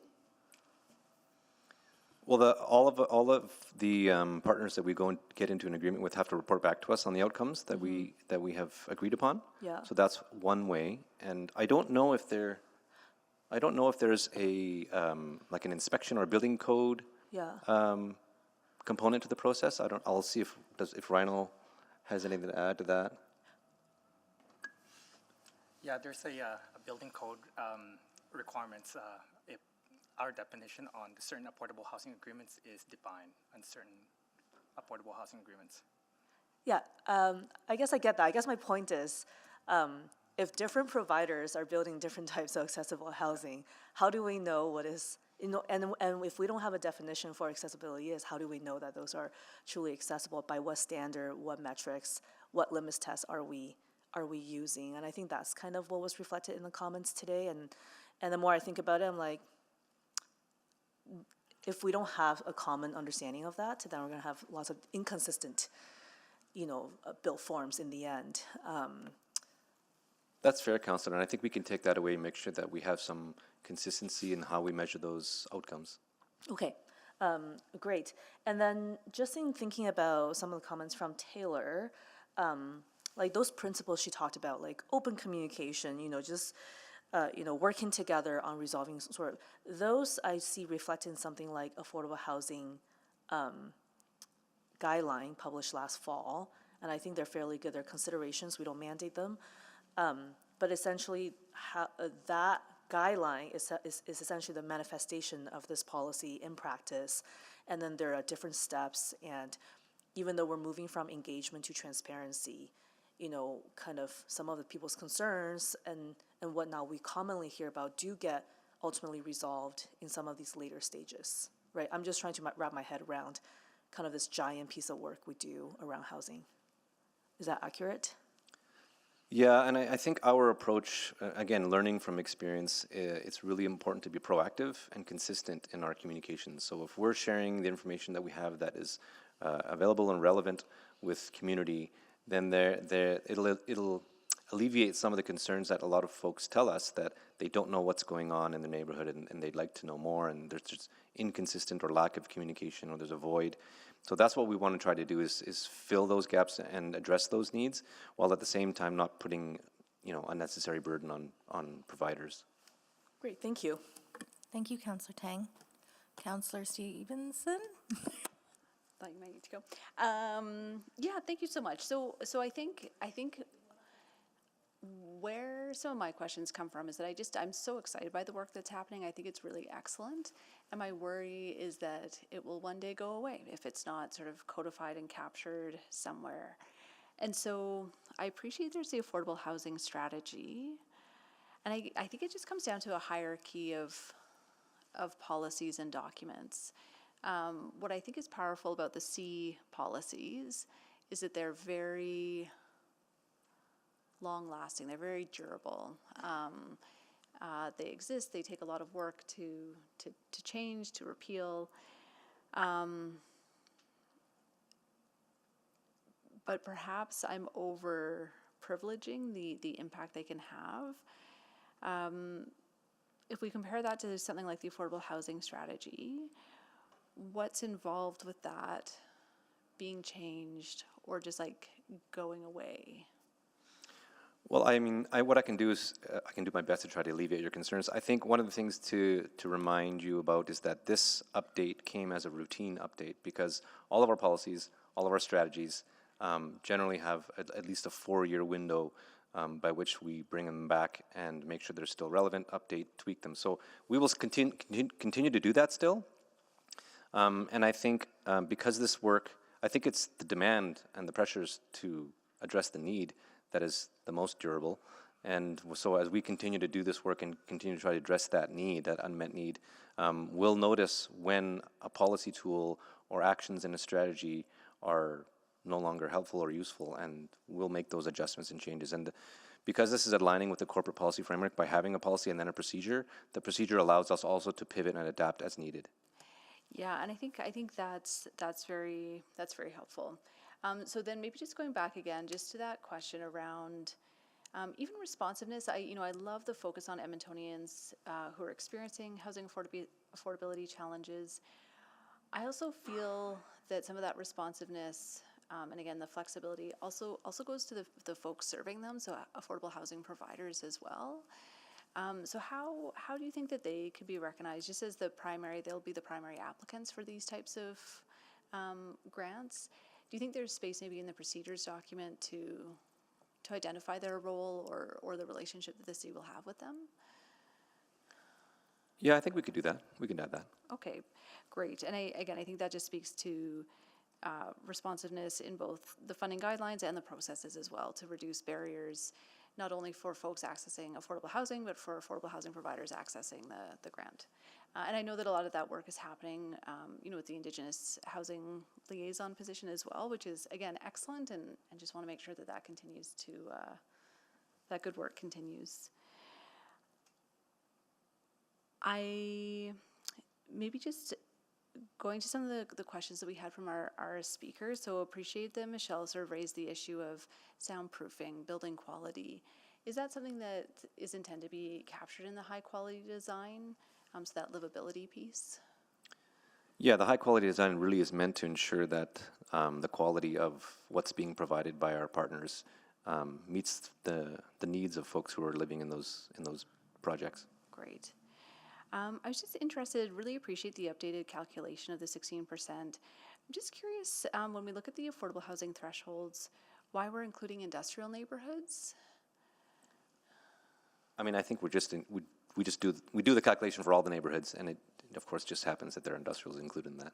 Yeah, and I wonder if it maybe just brings greater clarity to sort of the number of neighborhoods that are, achieving that benchmark, not achieving that benchmark. Because I think it's unrealistic that we would achieve that in the industrial areas. Or of course. Yeah. So maybe just a consideration for how we report those numbers. Fair. And then, Mayor Sohi touched on it previously, but, it really is shocking to see a zero, and recognizing they're not fully developed areas, but in the districts of West Henday, Horse Hill, Rabbit Hill, are we looking at other strategies for these emerging areas? I'm thinking particularly around MR contributions for affordable housing as part of the subdivision process as these areas build out. So we can look at that. We don't have an active project to dive into that, but that's something we can investigate for sure. And would that be, is there a motion needed? Is that something that comes through the update to the housing strategy? What does that look like? I think we can just go ahead and investigate it and report back. Okay, maybe there's a motion there for that. Okay, I'll see if I can whip something up. Thank you. So would you want to do that as a subsequent? Yeah, that sounds great. So do you want to move the recommendation in the report then? I think you selected the item, correct? Oh, I did. I think you're right. So I will certainly, I'm happy to move that the Community and Public Services Committee recommends to City Council that Council Policy C601A Affordable Housing Investment Guidelines as set out in Attachment 1 of the June 2nd, 2025 Community Services Report CS025A6 be approved. Thank you. And so then, yeah, if you have a subsequent, I'll probably move on to the next item because we have speakers waiting and they've been patiently waiting all day. And then we can do the subsequent before we end the meeting, if that works. Okay. Anyone to speak to this item or any more questions on this item? Anyone that's on committee to speak?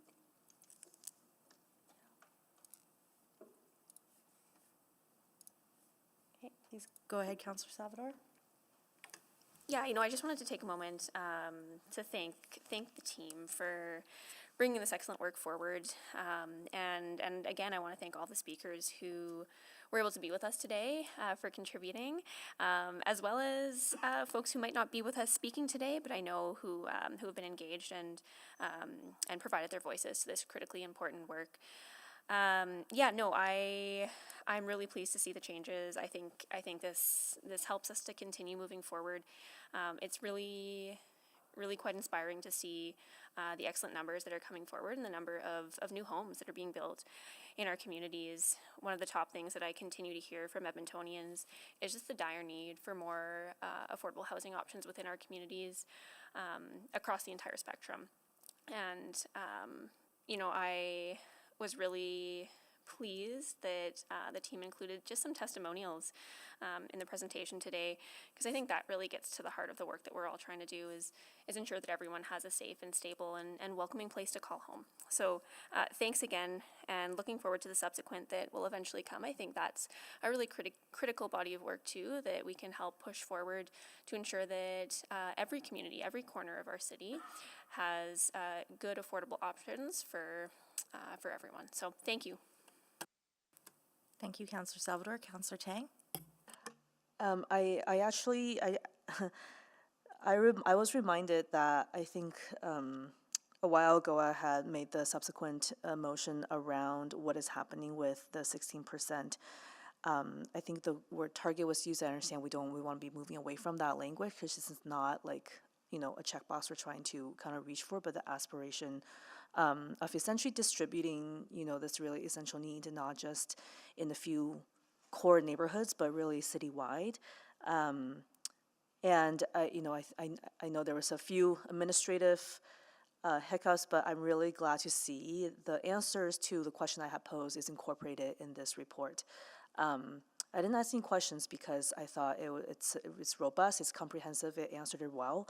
I think back to maybe a few years ago what that map would have looked like to where we are now. I think it shows that progress is possible, that we are making actually a lot of strides when it comes to kind of taking that distributive approach to this essential service.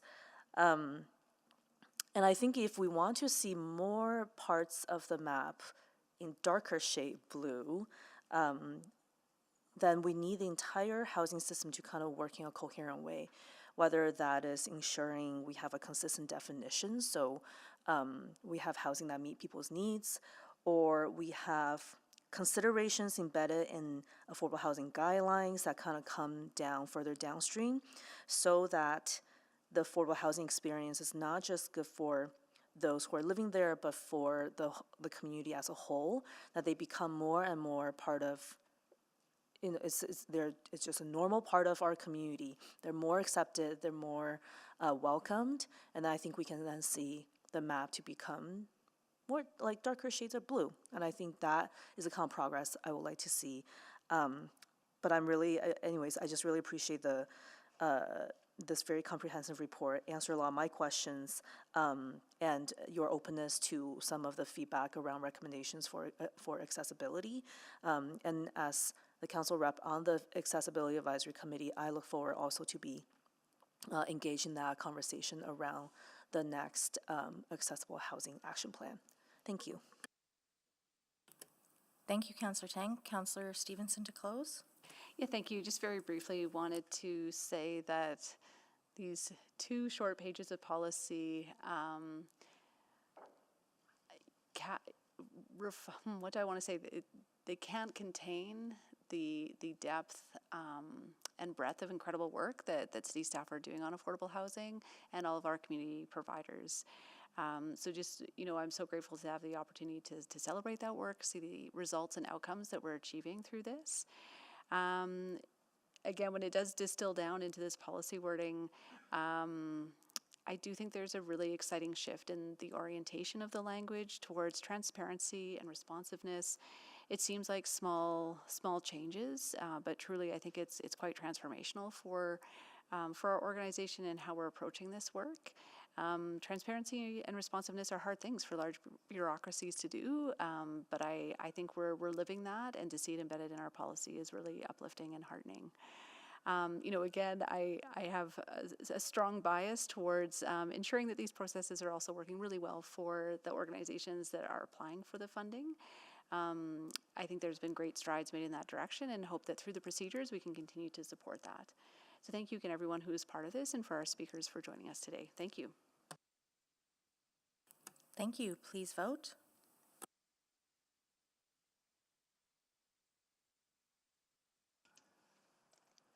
We have all the votes. Please display the votes. And that is carried, and eScribe is our friend today. Sorry, hopefully I didn't jinx it. Okay, we will move on to our next item, the animal bylaw. One of my favorite topics. So again, I think those folks have been waiting patiently all day. We'll hear the presentation from administration first. So just wait a couple minutes to switch out our delegation.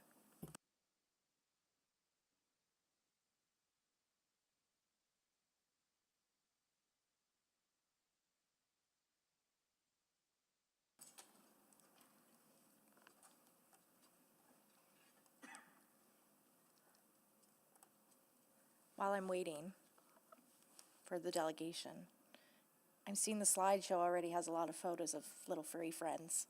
That there's studies that show that increases dopamine and happiness. So we're all gonna, the people that created the slideshow were probably loving their work at that moment. Absolutely. If I could bake a loaf of bread in here, I think I'd also increase the vibe. Yeah. All right, good afternoon. My name is Jennifer Flaman. I'm the Deputy Manager for Community Services. This bylaw policy report confirms the intended directions for the complete bylaw. With Council's approval of today's recommendation, administration will finalize the subsequent bylaw, including any feedback heard here today, and bring the new bylaw to the August 11th meeting. While today's committee feedback will be incorporated into the subsequent bylaw, any significant changes should be documented through a motion. The purpose of the Animal Licensing and Control Bylaw is to establish a system of licensing and control for animals within the city while promoting responsible pet ownership. Renewing this bylaw is essential in establishing a legislative foundation that sets expectations, protects animal welfare, and contributes to thriving, safe communities. Our project leaders and other members from administration are here today to speak to the project approach, alignment, and direction of this work. We're happy to take any questions at the end of the presentation. And with that, I'll turn it over to John Wilson, Deputy Chief, Animal Care and Park Rangers. Thank you, Jen. Good afternoon, councillors. The administration initiated Project START in 2023 in response to emerging and ongoing trends in animal licensing and control, and to meet the changing needs of residents. This project represents a holistic and collaborative approach that balances best practices, community insight, and regulatory standards. The recommendations for the new bylaw are based on 2 years of research and community engagement with Edmontonians, interested parties, and experts. There are 4 key themes, including animal welfare, dog attacks and bites, restricted dog regulations, and cat regulations. The scope of this presentation will only include an overview of these key themes. Other, smaller administrative and housekeeping changes will be included in the bylaw report coming forward to the Community and Public Services Committee on August 11th, and then to City Council on August 19th for 3 readings. Once the bylaw is passed, administration will deploy a comprehensive communication campaign to educate the public on the changes and adjust internal processes with training for a smooth bylaw implementation. The estimated effective date will be in May of 2026, approximately 9 months after the bylaw is approved by Council. Next slide, please. The Animal License and Control Bylaw is over 20 years old, and administration is responding to shifts in pet ownership, interest in urban agriculture, and pet and animal population growth. The aim of this project is to holistically update the bylaw to promote responsible pet ownership, animal welfare, and public safety. The modernization of this bylaw has incorporated research best practices, jurisdictional reviews, and bylaw data. Animals such as wildlife are regulated through other bylaws and provincial and federal acts. However, it is important to note that feral cats are not a native species and represent a challenging intersection between pet species and native wildlife. For this reason, our proposed bylaw policy direction includes explicit language with respect to feral and other unowned cats. Next slide, please. The City of Edmonton's public engagement spectrum defines the level of consultation and involvement with the public for all projects. This bylaw project utilized the advise level, which invited Edmontonians to share their feedback and perspectives. The City consults the public at the advise level for input to inform the development of policies, programs, projects, or services. To action this, we took a unique two-phased community-centered approach that was used to develop potential changes to the bylaw with over 18,400 total responses. The engagement saw one of the highest participation rates in 2023 and 2024.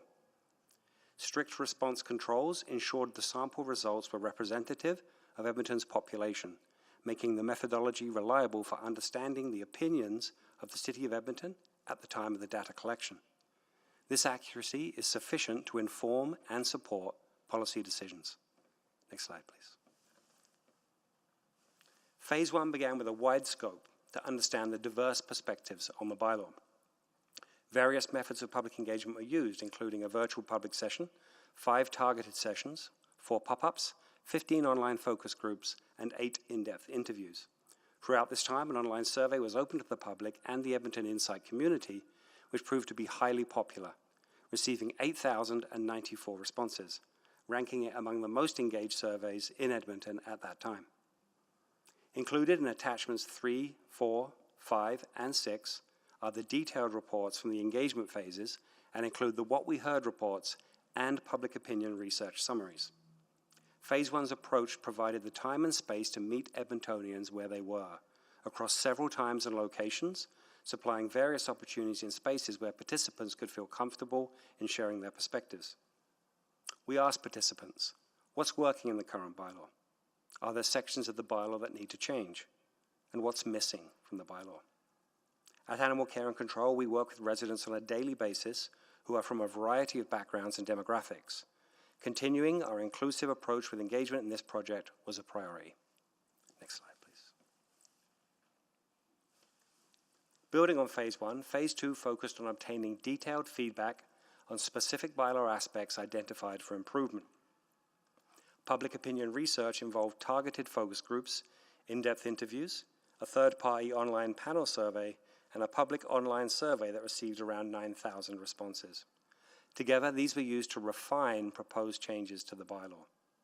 In 2024, we ensured our discussions were reflected back to residents and returned a published What We Heard report. This was to ensure new residents could get up to speed with the project and for us to check in with the people that we shared with. Next slide, please. We engage with Edmontonians, including pet and non-pet owners alike, and interested parties such as animal welfare and rescue organizations, business owners, local and commercial bee and hen organizations, cat colony managers and organizations, lost and found pet groups, and wildlife organizations. Extensive engagement was conducted across all 12 city wards, including 30 pop-up events at various public locations, online discussion forums, and speaker board surveys at dog parks. We offered various accessible engagement opportunities for residents to comfortably join the conversation and share their perspectives. Sessions were held at various locations, including recreation centers, libraries, community events, and farmers markets. At the conclusion of each phase of the engagement and research process, the project team posted relevant material and reports on the Engaged Edmonton site for public awareness and consumption. Next slide, please. The project analysis and decision mapping organized the information from various sources, including reviewing and incorporating the results from the public engagement focus areas, considering the legal and operational constraints and improvements in the new provisions, aligning and adapting the bylaw with the wider policy environment, including provincial acts such as the Dangerous Dogs Act and the Animal Protection Act. Reinforcing best practices from research in veterinary animal welfare and public safety, and collaborating and gaining insight from other municipalities through jurisdictional scans and interviews. Next slide, please. Throughout the engagement and bylaw renewal process, feedback was received on many topics, with 4 key themes emerging: protecting animal welfare, dog attacks and bites, restricted dog regulations, and cat regulations. Given their importance and relevance to Edmontonians, these themes are the focus areas of our policy direction and will be discussed in detail today. For each theme, we will describe the current state, followed by the proposed direction. These are not the legal bylaw provisions, but rather the proposed policy direction that will inform the new bylaw that will come back for consideration on August 11th. These represent and advance many of the current initiative, programs, and operational areas for which the Animal Care and Control Centre is already responsible. Next slide, please. Since 2020, the Animal Protection Team has responded to 10,406 calls for service concerning animal welfare, and 5,328 animals have been seized due to neglect, with many needing significant medical care. Edmonton's animal control peace officers protect and promote the humane treatment of animals through education, engagement, and enforcement.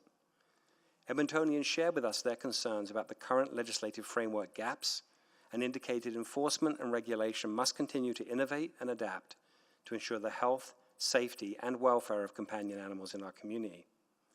The new animal welfare regulations sought to build upon the current regulatory framework, address gaps, and advance policy that supports efficient enforcement to curtail animal distress and harm. Abandonment and safe transportation, such as not allowing animals to travel unrestrained in open truck beds, were identified in engagement as key opportunities for education and enforcement. Animals left in hot cars have been a critical issue which is avoidable, drains enforcement resources, and harms animals. The current provincial prosecution process is lengthy and resource intensive, leading to delays in accountability. Effective and timely enforcement requires stronger, more detailed regulations in these areas. Next slide, please. Dog attack investigations reached their highest in 2023, with 1,018 instances. In some cases, officers are unable to confirm the level of injury, in part due to the fact that it is not mandatory to report dog attacks or dog bites. Victims or witnesses may not return statements and sometimes do not pursue charges. The scale in the table is based on the Dunbar scale, which assesses wound pathology on a scale of 1 to 6, where an assessment score of 1 indicates no skin contact and 6 is assigned when the attack results in the death of the victim. Most dog attacks do not result in serious injury, yet the current bylaw's attack scale does not reflect the seriousness of an offense. Animal control officers have adjusted operations to include proactive patrols aimed at deterring attacks and promoting responsible pet ownership through enhanced community presence and education. The scale for dog attacks requires adaptation for effective and fair enforcement. It currently uses 3 levels: damaged property for a $100 fine, chase, attack, or bite, also a $100 fine, and chase, attack, or bite causing physical injury, which carries a $500 fine. Next slide, please. This policy direction includes additional details to support and clarify the expectations of dog behavior and owners' responsibilities. This scale reflects residents' perspectives on addressing and preventing issues such as dog attacks and bites. A desire for steeper fines and penalties for repeat offenders was heard during engagement. This scale will redefine categories for dog bites and attacks to include damage property or chase any person or animal, attack or bite any person or animal causing physical injury, attack or bite any animal causing serious injury, attack or bite any person causing serious injury or animal causing death. This table indicates a range tied to the most similar offenses in other jurisdictions. Overall, Edmonton was found to be within the low to mid-range. Additional details can be found in Attachment 2. The associated fines have increased to represent the severity of these incidents and their impacts on public safety, especially for dogs that have attacked and attack again. Having a reporting requirement aims to curb repeat incidents and ensure officers and residents are working together, supporting responsible pet ownership. Similar to other municipalities, it will be mandatory to report dog bites. Next slide, please. Under the current bylaw, restricted dogs are designated as such based on prior incidents that have resulted in a conviction. After that, additional public safety measures are required, including liability insurance of no less than $1 million, control measures for on and off property, and increased fines for serious offences. To be clear, the definition of a restricted dog does not include breed-specific considerations and is only based on conviction. Breed restrictions were removed by Council in 2012, which represents best practices in veterinary policy making. Currently, once a dog is classified as a restricted dog, it is for life. There is no ability to appeal based on other dogs' variables such as age, behavior, mobility, or training. The new bylaw will require additional restricted dog license conditions to advance public safety, such as behavioral modification training. Restricted dogs will also be required to have a microchip. This can be acquired through the Animal Care and Control Centre with the issuance of a valid pet license. A microchip is another form of identification that allows for quick ID of the pet and reunification with their owner should they ever find themselves lost. Additionally, it reduces the risk to officers, staff, non-profits, veterinarians, and residents by working with all the relevant information on an animal's history. We recommend that the restricted dog classification threshold be updated to reflect the new attack scale, which now has 4 levels instead of 3. The updated bylaw will offer a review process for restricted dog classifications. Owners can request a review after 3 years of continuous licensing, provided there are no bylaw violations and satisfactory training is completed.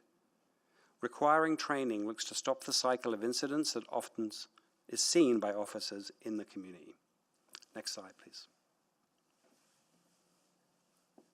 Presently, under the current bylaw, cats are required to be licensed and are permitted to roam off the owner's property.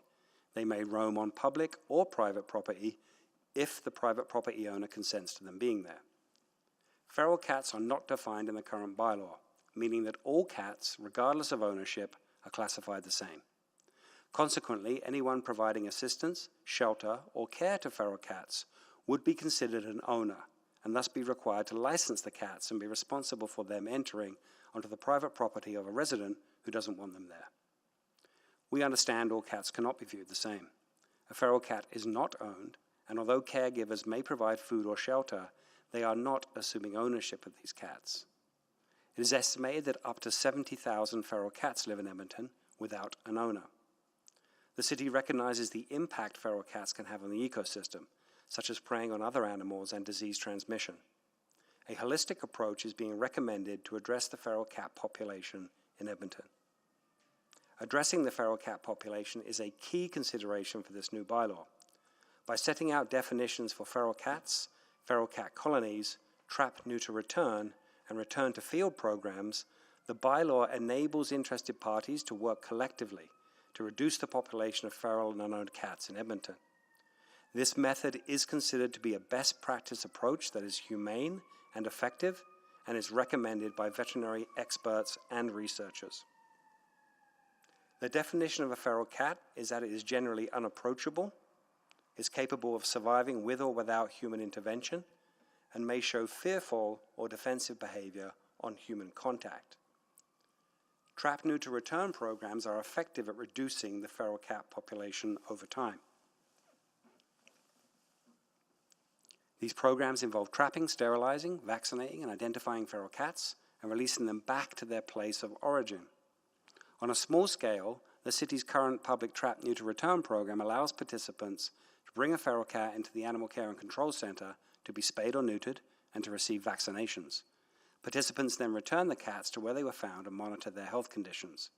A large-scale, coordinated approach is needed to make a meaningful impact on the population.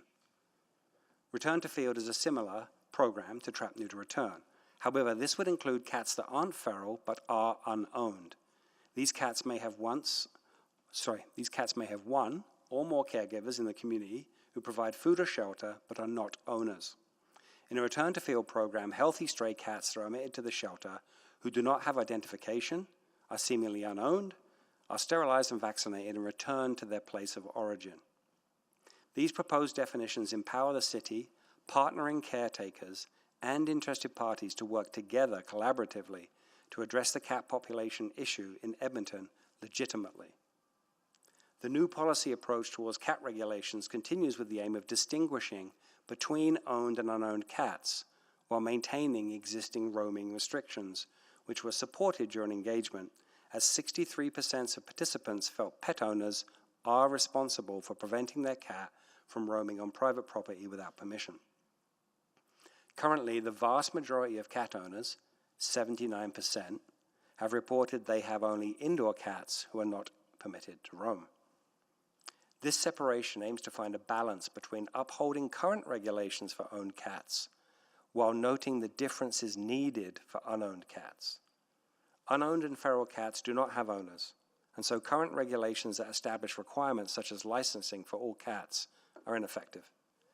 Explicitly recognizing this in the new bylaw will legitimize trap, neuter, return and return to field programs and remove legislative barriers to establishing best practices in animal welfare. It is not recommended to prohibit the roaming of all cats in Edmonton for several reasons. There is not enough shelter capacity or homes to accommodate all of the roaming cats in Edmonton. Doing so would be very costly, both in terms of euthanasia rates and the cost to care for all of the cats that would need to be admitted to the Animal Care and Control Centre. Additionally, it would be ineffective. The population of cats would increase, not decrease, as new cats would move into the neighborhood, and it would have negative impacts on the local ecosystems, which would be disrupted from their natural balance. Next slide, please.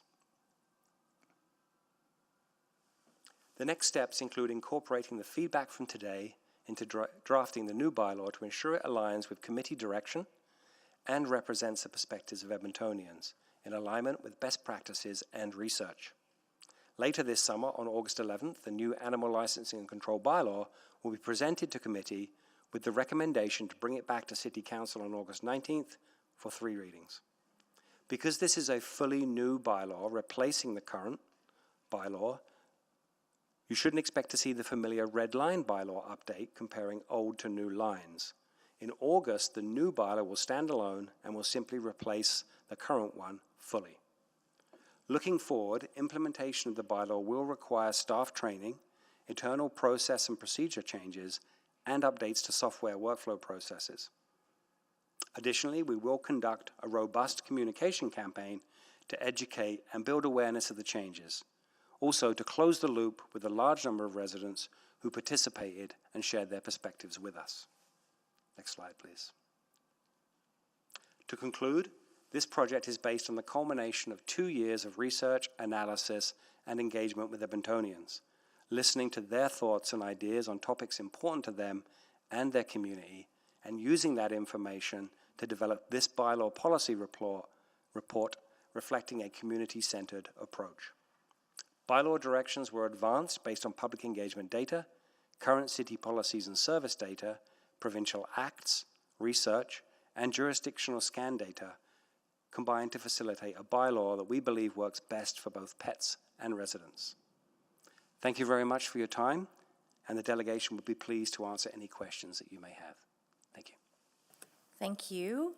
I'm just mindful of the time and that we have 5 speakers, but I want the continuity of hearing from the speakers and then being able to ask questions. So I'm going to suggest that we recess here until 3:35 and then reconvene. That works for everybody?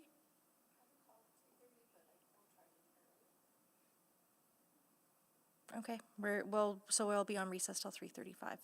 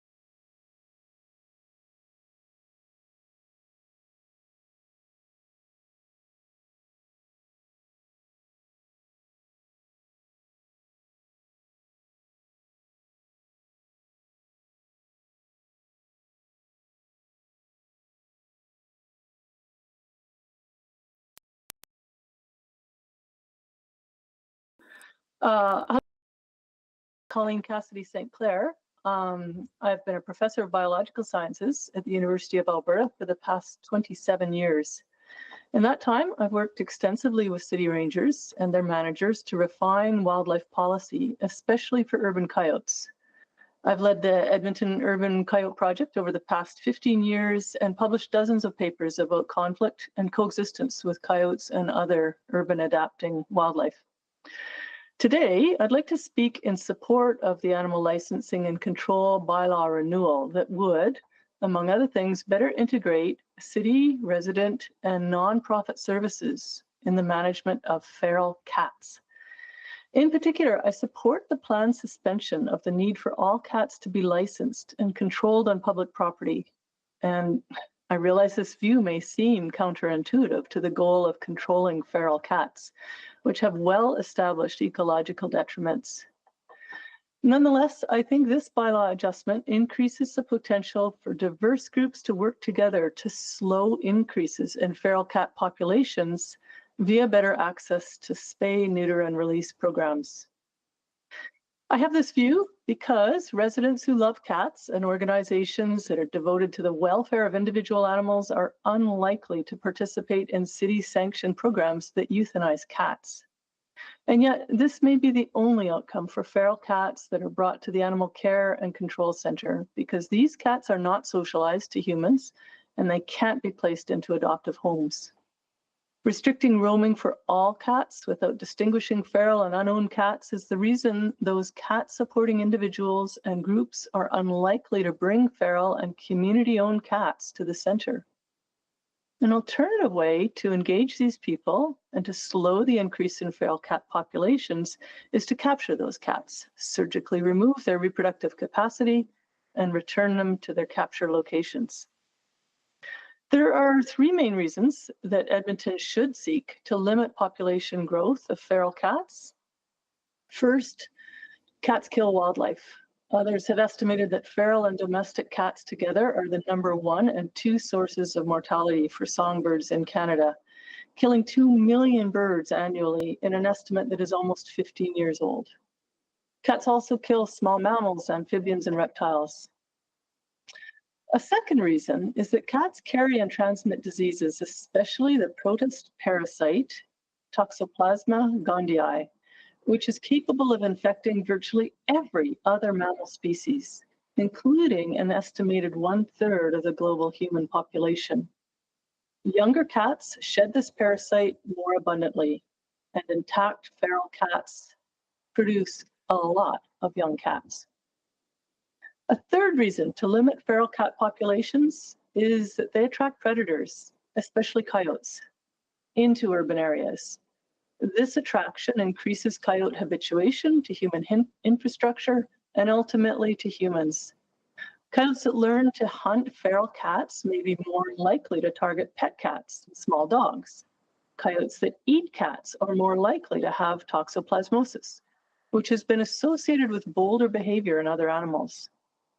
In addition to attacking pets, bolder coyotes may attack people. Coyote presence in residential areas may also expose people to a new parasite strain carried by coyotes called Echinococcus multilocularis, which has been detected in 35 Albertans in the last 11 years, far more than any other North American jurisdiction. Food left for feral cats will increase the likelihood that raccoons, currently quite rare in the city, will establish and increase, bringing destructive behavior and yet more human-infecting parasites. So, in sum, I encourage this Committee of Council to support the planned bylaw amendment that would permit the roaming of unowned cats and suspend the need for them to have a license, thereby increasing engagement with the community of people who care for feral and community cats, who could then be motivated to participate in spay, neuter, and release programs to slow the increase in feral cat populations in Edmonton. Thank you. Thank you very much. Appreciate your comments. And now we will go to Amy Wilson. Is she here? Amy's on Online? remote. A remote? Okay. We'll go to Amy. Are you online? Yes, can you hear me? Yes, I can. Okay, perfect. Please So go I ahead. just have a little presentation I just submitted. I'm not sure if that's visible for everybody. Yes, we can see it on the screen. Okay, perfectly. So I'll just start then. So my name's Amy Wilson. So I'm a veterinarian and I'm an adjunct professor at the UBC.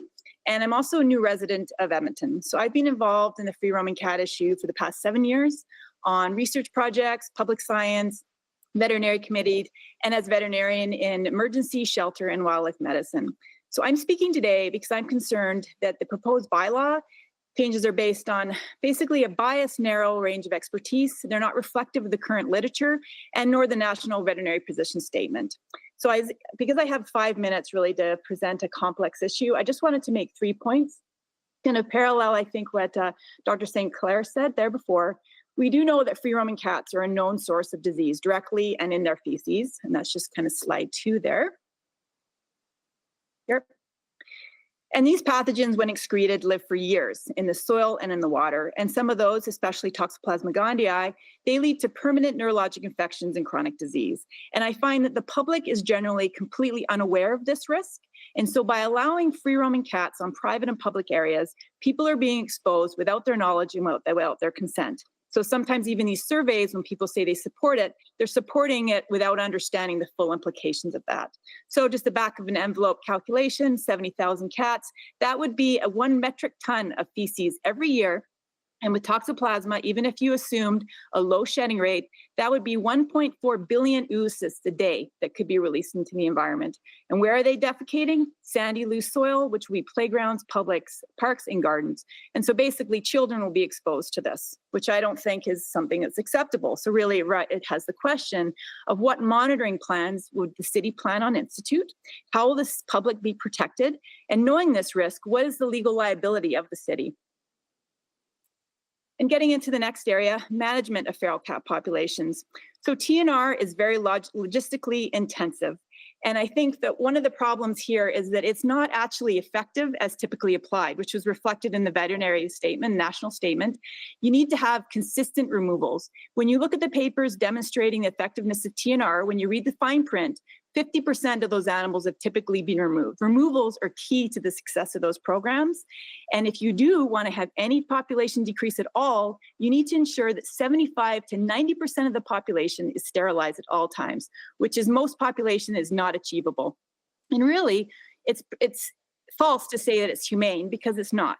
Inefficiency leads to suffering. There are kittens that are dying, freezing, starving. Euthanasia is not the only source of mortality for these animals, and it's really important that people understand that. So instead, I think municipalities, and same with veterinarians, supporting feral cat enclosures and adoptions. I would disagree when you calculate the economic cost of some of the impacts that cats can have on the environment, that looking after them in a responsible way is actually economically a good deal. It sends a counterproductive messaging also to the public that releasing outdoors is humane, which it is not. It encourages public dumping of unowned cats, which cat colony advisors and managers discuss, and again, has uncertain liability implications.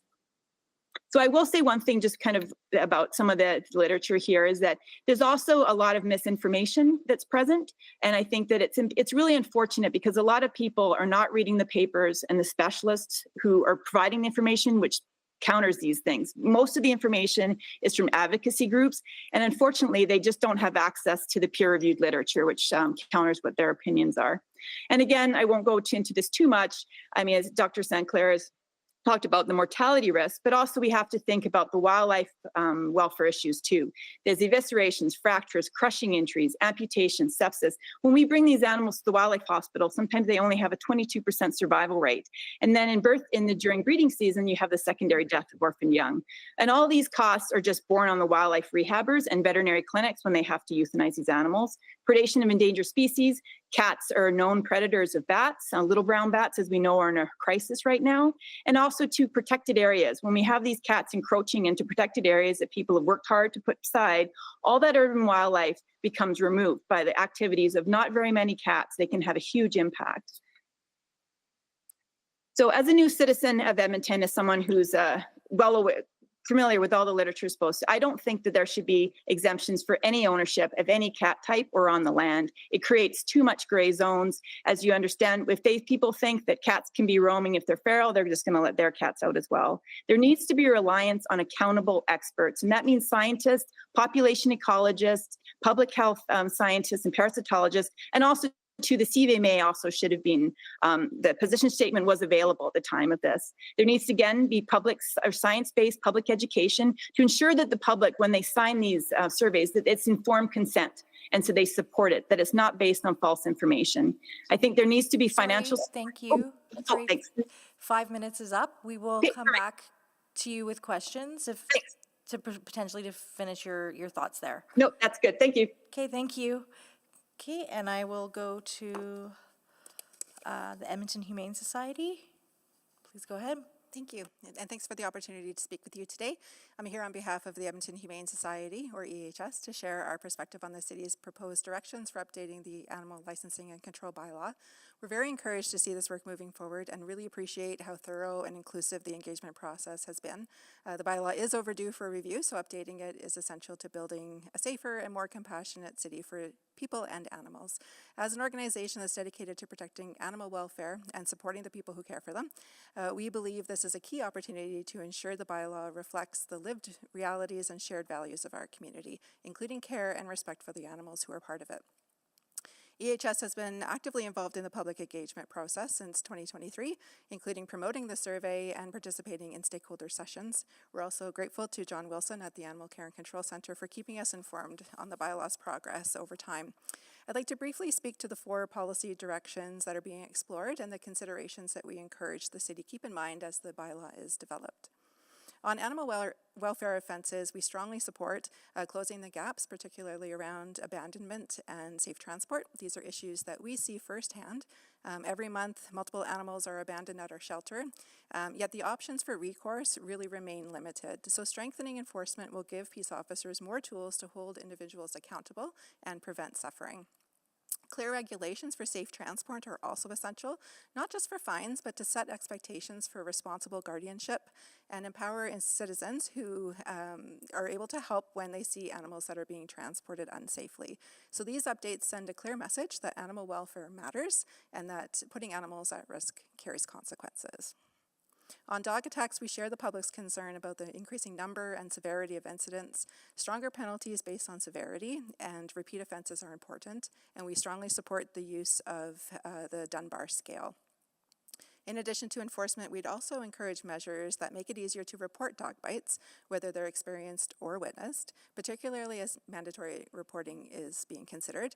Accessible reporting can help the city to identify problems earlier, track trends, and support timely intervention. We hope the bylaw strikes a balance between promoting accountability while preventing harm through education and early intervention. On restricted dogs, we're also reassured that the bylaw will continue to apply restrictions based on individual behavior and not breed. Edmonton has long been a leader in moving away from breed-specific legislation, and we're glad to see that continue here. Microchipping is going to be a great step, but we do encourage the city to consider how the data can be shared across jurisdictions. If an animal ends up in a shelter or municipality without that information, vital context can be lost, which may put others at risk. We also support mandatory training with a caution that the type of training required must be carefully considered. In an industry that doesn't have standardization or oversight, some approaches could actually do more harm than good. Any recommended behavior modification must be rooted in evidence and humane practices, and with people who have the appropriate education and experience. On cat regulations, we recognize that this is probably the most complex and nuanced area. Spay and neuter initiatives play a really critical role in preventing overpopulation, and we do support trap-neuter return for feral cats, especially when it's implemented at scale with colonies, as research shows that it's the most effective approach. For owned cats, while as an organization we recommend that they always be kept indoors and not allowed to roam unsupervised, we recognize that the reality is that many do, and often without identification, but with a home that they can return to. Continued education to encourage people to keep cats indoors is essential, and the enforcement alongside should be practical. The bylaw should avoid unintended consequences like overwhelming shelters or removing cats likely to return home on their own. Research shows cats are more likely to reunite with their families when they're left in communities that they're familiar with. We'll be watching how the draft bylaw defines and distinguishes between owned and unowned cats, how ownership is determined, and how return to field is to be implemented. Clarity and communication around those will be really important to make sure that the populations are managed humanely and effectively. Ultimately, our goal at EHS is to collaborate on a bylaw that safeguards animals, supports responsible pet guardianship, and reflects the realities of our city. Enforcement is one part of the equation, but education and prevention are just as essential to promoting and protecting animal welfare. We encourage the city to pair these changes with public awareness efforts to help prevent harm and overpopulation before it occurs. When animal welfare is taken seriously, it builds a stronger and more compassionate city for everyone, people and animals alike. We're here as partners, and we're happy to offer our insight and experience every step of the way. Thank you again for your leadership on this and for taking the time to hear our feedback. Thank you very much. And now we will go to Colleen Ring. Please go ahead. Thank you. Yes, hello, I'm Colleen Ring. I'm grateful to have this opportunity to come to City Hall and speak to you about something that has become very important to me. It's the issue of roaming cats and my concerns about their numerous negative impacts. It is my hope that Edmonton modernizes its animal control bylaw to one which prohibits owned cats from roaming unsupervised off their owner's property. Alberta has 30 municipalities with populations over 10,000 people. Of these centres, 22 have bylaws which prohibit pets, including cats, from roaming off their owner's property. The portion of Edmonton's current animal control bylaw pertaining to owned roaming cats states, quote, "The owner or any person having care or control of a cat shall ensure the cat does not enter onto private property other than that of the owner. This section does not apply if the person in charge of the private property consents to the cat being there," unquote. It seems straightforward enough, but unfortunately it's not. I have lived experience with this bylaw and its shortcomings. I don't have time within the 15 minutes allocated to me here to share all the details, but suffice it to say that the current wording gives cat owners permission to let their cats out to roam unsupervised unless someone complains.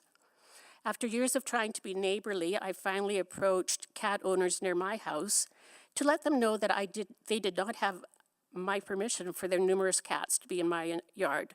They ignored my requests, and unfortunately, I eventually had to involve bylaw. 2.5 years later, I'm still having to deal with the stress and frustration of this situation. I was encouraged and hopeful when I learned 2 years ago that the city was embarking upon the process of updating our existing 22-year-old animal control bylaw. Since revisiting this bylaw seems to only happen about once in a generation, I was hopeful that an updated bylaw would reflect what we have come to know about negative impacts of roaming cats. I've been very engaged throughout the renewal process, sharing my insights and research findings whenever possible, and I felt very encouraged by the reports and summaries shared by the Renewal Committee, which stated that most participants were in favor of no roaming legislation for owned cats. I can't tell you how surprised and disappointed I was when I read through the Renewal Committee's recommended policy directions and saw that they are not proposing changes to the existing bylaw related to owned roaming cats. Over the past several years, I've been educating myself about the negative impacts of roaming cats, and these impacts are serious and concerning.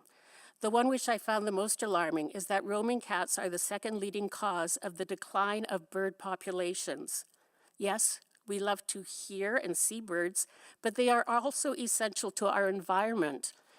Their numbers are already in decline, and this is a situation which, if it continues, could become catastrophic. Cats are non-native and now considered an invasive species. Besides birds, there are other small animals which they prey upon, thus disrupting the natural food chains and seriously impacting ecosystems. Roaming cats frequently have diseases and parasites which they can pass on to other animals, including humans. The most alarming of which to me is the parasite Toxoplasma gondii. Under certain circumstances, contracting this parasite can have serious and sometimes fatal outcomes. Even Edmonton Waste Management recognizes the threat posed by this parasite and has recently changed their policy regarding disposal of cat waste, which had previously been an item that could be composted. Now they ask that cat waste be put in the garbage because the composting process cannot eradicate the eggs of this parasite. Roaming cats face many threats and dangers themselves, and on average they live significantly shorter lives, about 1/3 the length of the lives of cats that are kept indoors. No wonder animal welfare organizations have stated that allowing a cat to roam unsupervised is a form of animal cruelty. We now know that most scientific evidence points to the importance of restricting cats from roaming. Through the bylaw renewal process, we have heard that the majority of Edmontonians are in favor of no roaming bylaws for owned cats. Many of Alberta's large municipalities already have no roaming bylaws. In summary, I urge the City of Edmonton to act on the evidence, to be responsive to the wishes of its citizens, and to join with the majority of large Alberta municipalities and implement no roaming bylaws for owned cats. Finally, I would just like to say from the Stewardship Centre of British Columbia, the single most important bylaw that can be adopted to mitigate wildlife mortality and reduce the number of lost, unwanted, and unowned cats is to restrict owned cats from roaming off their owner's property. Thank you. Thank you, Colleen. And now we will go to Cynthia Karsten. Are you joining remotely? I am. Can you all hear me okay? We can hear you perfectly fine. Please go ahead with your 5 minutes. Fantastic. Well, thank you all for giving me the opportunity to be here. I am a veterinarian. I'm one of the outreach veterinarians with the CRET Shelter Medicine Program at the University of California here in Davis. So I wish I could be there in person, but I could not. So I'm here today to support most of the bylaw changes.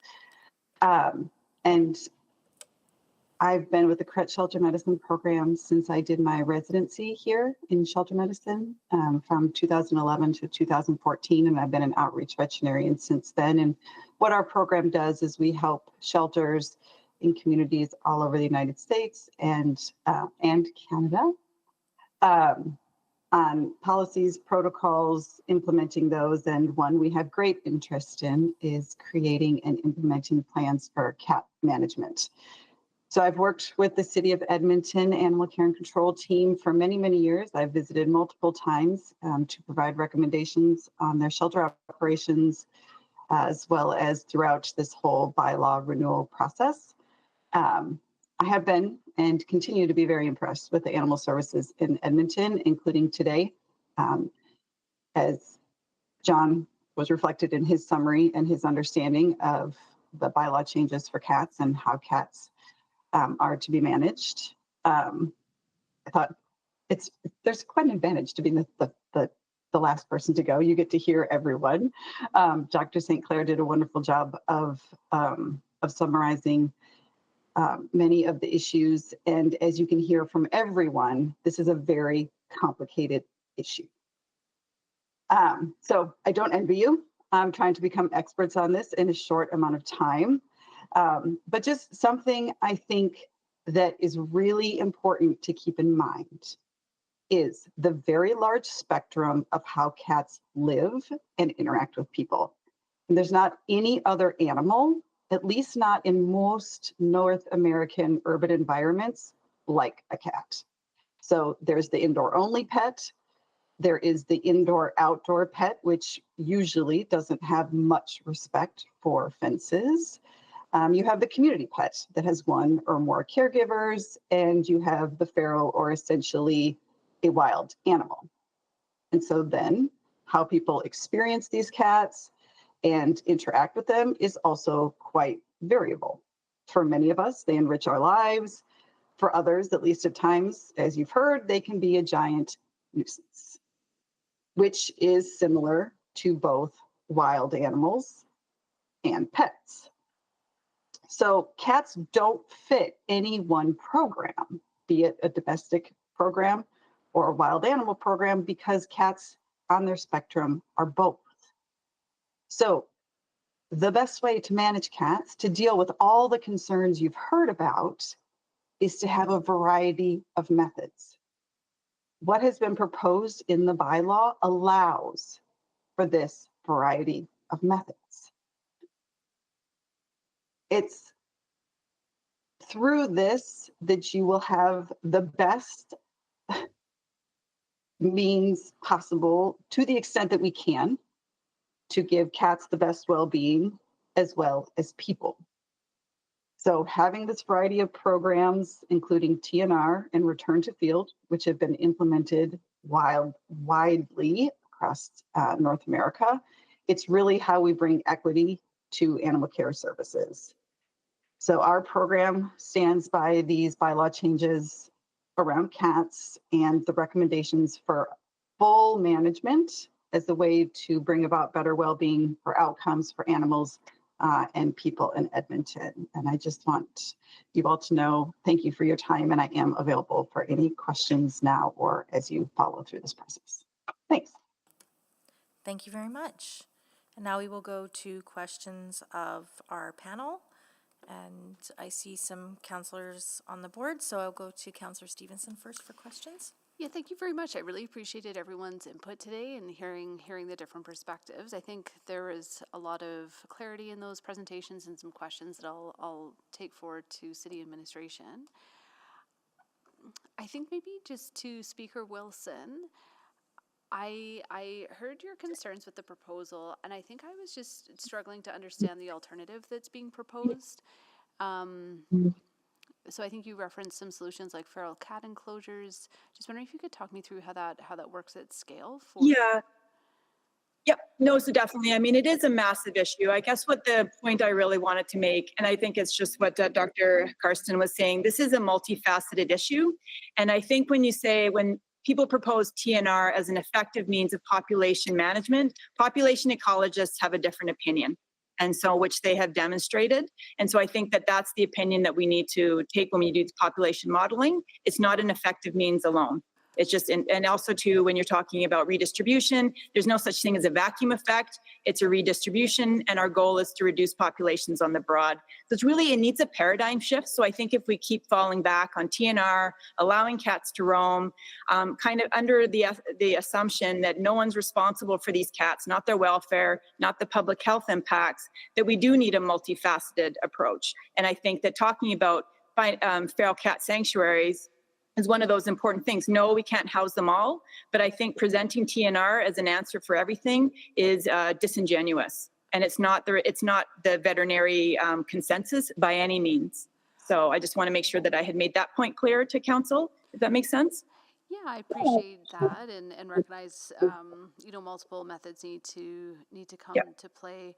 I think I'm just in terms of the solutions that are offered through this bylaw, what are the others that are missing? Like, what is that alternative means of population control? Yes, I think it is going to be removals through adoptions and feral cat sanctuaries. And then sometimes there will be euthanasias are needed. And this is going to be something that's a difficult decision that is made, but I think it has to be made with the big picture. It's not just a feline welfare problem. It's a public health problem, and it's a wildlife welfare and conservation problem as well. So there's not just one welfare that needs to be considered. It's a difficult thing, but unfortunately it's a fight a little bit between values and facts. And so as municipalities or as objective policymakers, we have to consider all stakeholders and everything that's affected here. And I just don't think that sometimes the public health and the wildlife welfare and that component has an equal weight. And so it needs to be considered with a little bit more weight, I think, here. So yes, cat sanctuaries, certain investigating effective means of TNR, where TNR can be done.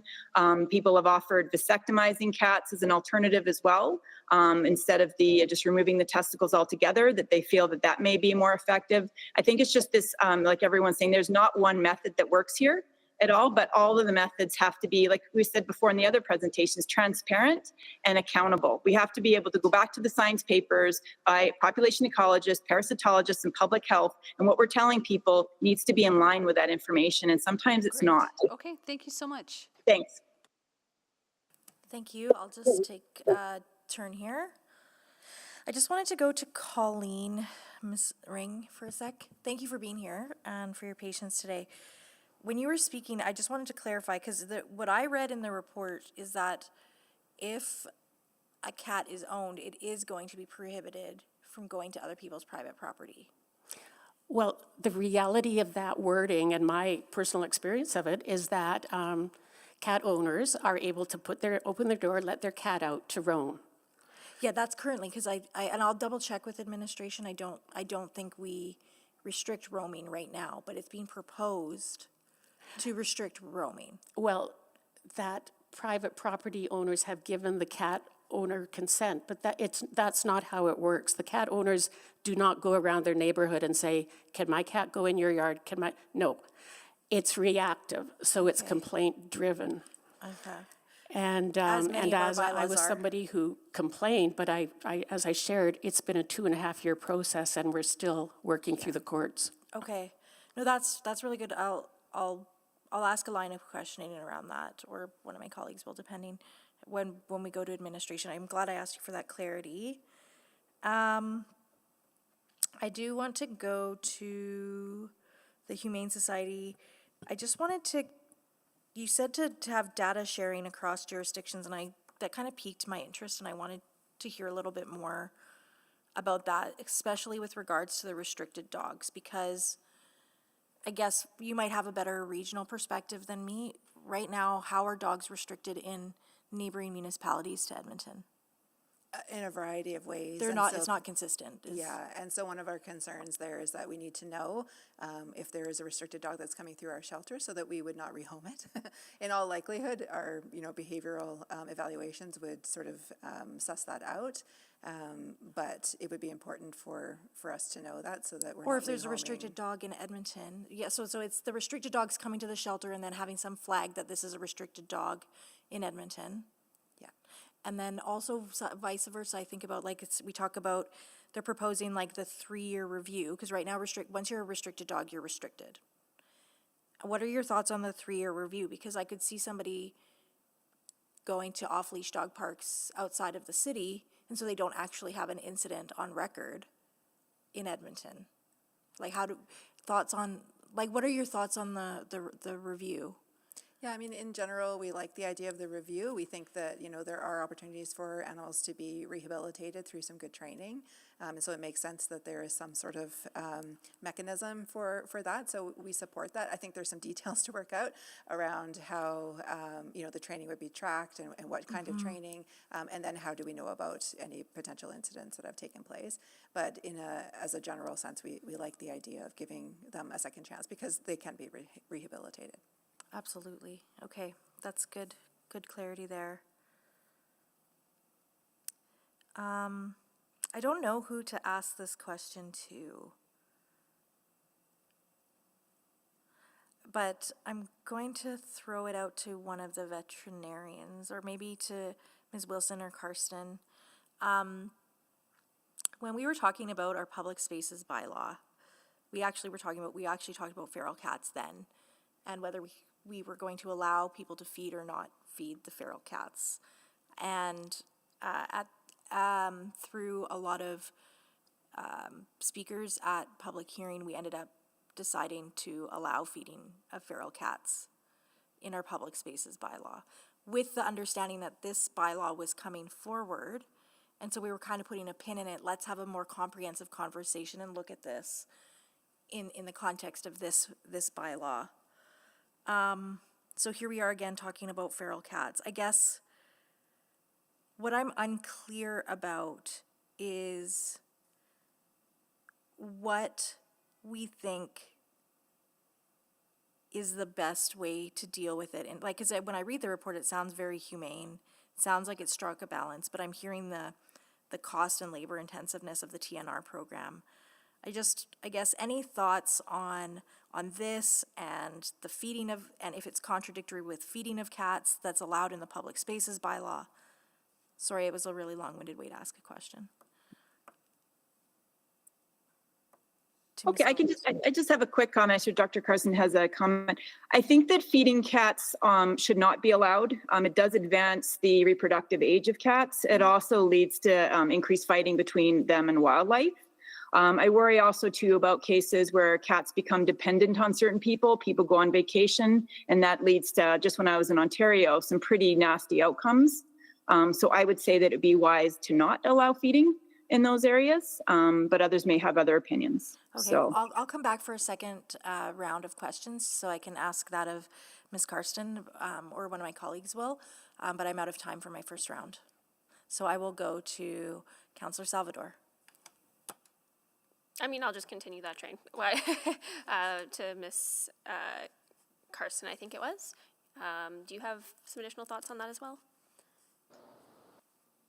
The feeding of feral cats, that's where we are? Specifically in public spaces or in general? In public spaces. In public spaces. It is also complicated.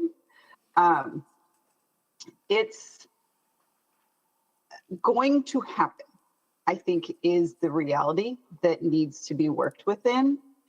When a law is put in place that it is restricted, it merely gets put underground and tends to create very bad blood, for lack of a better term, between the enforcement and the people feeding of cats.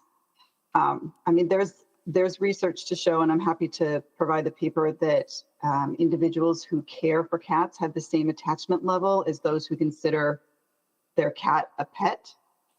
So there's just as much dedication. So making it against the law, restricting it, impacts those people negatively, and they will continue to do it. And then now we've lost contact with them. So it's striking the balance between helping and allowing people to do it in the most responsible way, proper, in terms of where they do it, what volume, coming to an understanding of what is the best case scenario to allow it to happen that way. Right. Because it's going to happen, if that. Right. Okay, I really appreciate that answer, and appreciate the line of questioning from Councillor Rutherford. I will change course a little bit and ask a question of our folks from Humane Society. And I have this question for administration as well, but I'm trying to get a handle on sort of the pre-2021 data as it relates to dog attack investigations. I think in the presentation it went back to 2021, and I guess I'm wondering if we saw an uptick around the pandemic, just changes in pet ownership behavior, different levels of socialization, things like that. Yeah, any thoughts on that front? Yeah, I mean, I think administration would have the data, but or even what you have seen. Yeah. What we've seen is an increase in the number of people who are looking for information about behavior of their dogs, and so people looking to surrender their animals, people looking for increased training, those sorts of supports. So we do know that there's something is driving this, the intensity of the people that are searching for information. Right. Okay, well, I'll follow up with administration on that as well. And one thing I really appreciate that you raised was the importance of, satisfactory training and high-quality training that's rooted in humane and evidence-based practices. That was another question that I had around any sort of requirements for restricted dogs to do training. What would you suggest for the types of parameters that might be put around that to ensure that it is high quality and good for everyone? So we always look for positive rewards-based training. So not, the use of fear tactics, pain, or some of the tools that people use, like different prong collars and things like that. Those can serve to exacerbate problems that already exist. So we would encourage the city to kind of put some parameters around the types of training and that they be positive and rewards-based, and that is shown by research to be more effective. Yeah, and as it currently is right now, would you recommend ensuring those parameters are sort of built in to the bylaw? Yeah, for sure. I mean, whether it's built into the bylaw or, a subsequent document that can be referred to, I think it's important that is outlined. For sure. Awesome. I think that's it for now. Thank you. Thank you, Councillor Salvador. Councillor Tang? Maybe I'll stay with you, Eliza, about training, and the training I think that's being referenced by yourself and the report is really training for the dog. What about owners? So especially for those are second, third, fourth offender dog. You mentioned earlier in the Humane Society is also at capacity. You saw a surge. I think I recall from a past conversation during COVID, a lot of people adopted dogs, but actually didn't know how to care for them. And, there's an opportunity here with education. And I just think about responsible pet ownership. Do humans understand that aspect? Do you know what I mean? I mean, in terms of the training that's provided, most of the time, we're actually training the people to be able to train the dogs, right? And so that's a really important part of any kind of training program. And that's why we say that, anything that, any kind of bylaw rules that need to be changed needs to come along with some education and passing that on to the individuals to take that responsibility.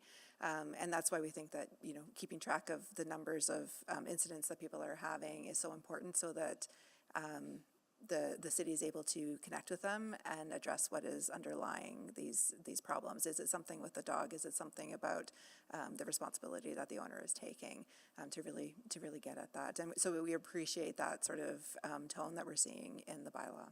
Mm-hmm. And then just in your experience, like education has helped with owners. Absolutely. I mean, we run training programs. We also do, private consultations with individuals, and then we just provide free tips, over the phone or in person with individuals. And sometimes it's a very simple switch in terms of, a myth that they've been taught that they need to change. So, we had, one story where somebody was using a prong collar because that is what somebody told them to use. They began using a proper harness, and the dog's behavior changed immediately. So, it is a combination of training the dog, but also giving the owner the right information and the right tools to be able to support their dog. And this is when owners are willingly coming forward for that help. Yeah. And you had expressed some hesitation around mandatory training. Just you said that you kind of have to take it,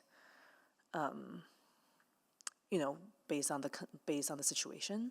I was wondering if you can elaborate on that a little bit. Yeah, I mean, we wholeheartedly support the mandatory training. Okay. The only caveat that we have is around ensuring that the training that's being recommended is based on evidence and that it is positive and rewards-based as opposed to punitive. Sorry, rewards-based for the dog. Yes, yeah. Yeah. I think what I'm concerned about is really think about some of the pretty tragic incidents in the past year or so with dog attacks. And I think about that owner responsibility, and that's kind of the lens I really kind of looked at this bylaw through. And, I like some of the changes and, fine charges, et cetera, but I wonder if that's enough with some of the pet owners who are less willing to just come to you, for example, for that education and who realize that maybe there's something they need to do. I just wanted to see if you had anything else you want to say on that. I think that's why the mandatory reporting is so important. Okay. One of the things we know is that dog bites will tend to escalate. So if we're reporting things before they become, super dangerous or very injurious or fatal, it gives the city the option and the opportunity to be able to follow up with that owner and find out what's happening before it escalates. And so I think that that's a really key part of what's being proposed here is that there is that mandatory reporting. Okay, great. Thank you very much. Thank you, and I think that's all the questions we have for the panel. We will go to questions of administration now. I think Councillor Stevenson, you selected this item as well? Okay, I'm very excited to ask so many questions. I think one of the questions, I'm going to start because I have a bunch. I was a bit intrigued by the requirement for the mandatory reporting of any kind of incident by the owner. Like how would we enforce that mandatoriness? Because like if they're going to have a $2,000 fine, what would be the incentive for them to report? I can take that question, Councillor. So having a mandatory attack or bite requirement of dog owners allows us to track escalating behavior over time and to become aware of a public safety threat. I can give an example of a recent incident in an area of the city where we had a pattern of 2 attacks by the same dog. And we heard from a lot of Edmontonians in this neighborhood that this dog was a problem. We actually arranged a community town hall meeting with the residents, and we're very surprised to learn that actually the dog had bitten 15 different people over time, but only 2 of those attacks have been reported to us. Now, obviously, there's perhaps not an incentive on somebody to report themselves in the way that you just mentioned. However, having that offense does give our officers additional tools to be lawfully placed to investigate bites that haven't been reported but have been witnessed. And it does give us another option and another offense that can be brought to bear where it's appropriate. That was going to be my question. Is there an offense for not reporting? Yeah, absolutely. And will it be substantive to make it worth reporting? Yeah, right now we're looking in the $250 to $500 range. But of that's course, the lowest. And that's just for the reporting. Yeah. If we can establish that attack did occur and we can gather sufficient evidence, then we will, of course, also lay a charge for the actual dog attack or So bite itself. they can be. Absolutely. So if somebody does not report, and then it is found that their dog did bite somebody and caused injury, that the $250 fine for not reporting would be added to the fine for the whatever scale it's determined at. Yeah, some of these incidents can involve multiple offenses. We also have a failure to control a dog. And oftentimes that is an offense that we also use in these attack scenarios. So there are oftentimes sufficient evidence to actually lay multiple charges. Okay. And I will go to just get clarity, because I've heard about roaming cats too. What is changing in your proposal for this bylaw? Like, so the speaker here today talking about how, you know, this has been an ongoing 2-year issue. I've heard about it from residents that I represent. What's preventing us now from enforcing that will be included in this bylaw to give those folks comfort? Yeah, that's a great area, and I'd like to expand on that a little bit. So right now, the bylaw does hold people accountable if their owned cat goes onto another person's property without permission. So the first question you might have is, how does the cat know if it has permission? Well, the way that actually plays out is that when you own a property and a cat is trespassing on your property, we first ask people through education to take a number of simple measures they can take to discourage the cat from entering their property. There are very simple things that you can do. If, however, that's ineffective or the homeowner doesn't want to go down that road, they are entitled to trap any cats that come onto the property. And at the Animal Care and Control Center, we do offer traps for that purpose, with regulations about how to ensure that their use is humane and that the temperature and their checking the traps is appropriate. Now, when they trap a cat under those circumstances, the cat comes to the ACCC with us. So now that owned cat that somebody is missing, we then trace that cat, find out who it belongs to, and they can come and pick the cat up and collect their fine along with it. This was what I was worried about, because this is why I was asking. I want to get back to the putting the onus on the property owner. I do think there's something problematic with that, but I wanted to pull on a thread right now, because this was another line of questioning I had. Are we not disincentivizing through this process people registering their cats? Because if you don't have a registered cat and it gets caught and brought to the society, and then it gets brought back where it is, because as the report reads, that's what we're going to do. If it's an unowned cat, we're going to return to location, then that cat will make it home. There's no fine. What's the incentive to actually license your cat? Well, the incentive is so that we can reunify you with your cat when it gets out or gets lost or doesn't come home. But with a fine? Not necessarily. If the cat is trapped on private property, that is one scenario where we could be issuing a fine. But cats come into the Animal Care and Control Center for many different reasons. People often pick them up. They think they're strays. They think they need help. The cat could be injured or sick. So cats come into the center in many different pathways. And when they do, that's when we try to reunite them with their owners. So if people aren't licensing or identifying their cats, whom I hope they love, I certainly love my pets, then they were not going to actually have the opportunity to be reunited with their pet in the same way as if they identified it. Okay, I'll come back for another round. Councillor Salvador? Yeah, thank you. And I'm going to be all over the place with my questions, but maybe just to start, a similar question that I just asked around pre-2021 data.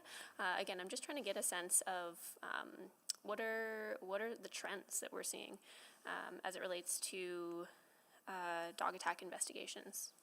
Yeah, so we did pull the data from 2018, 2019, and 2020 as well, and they all float around that same area of 800 attacks.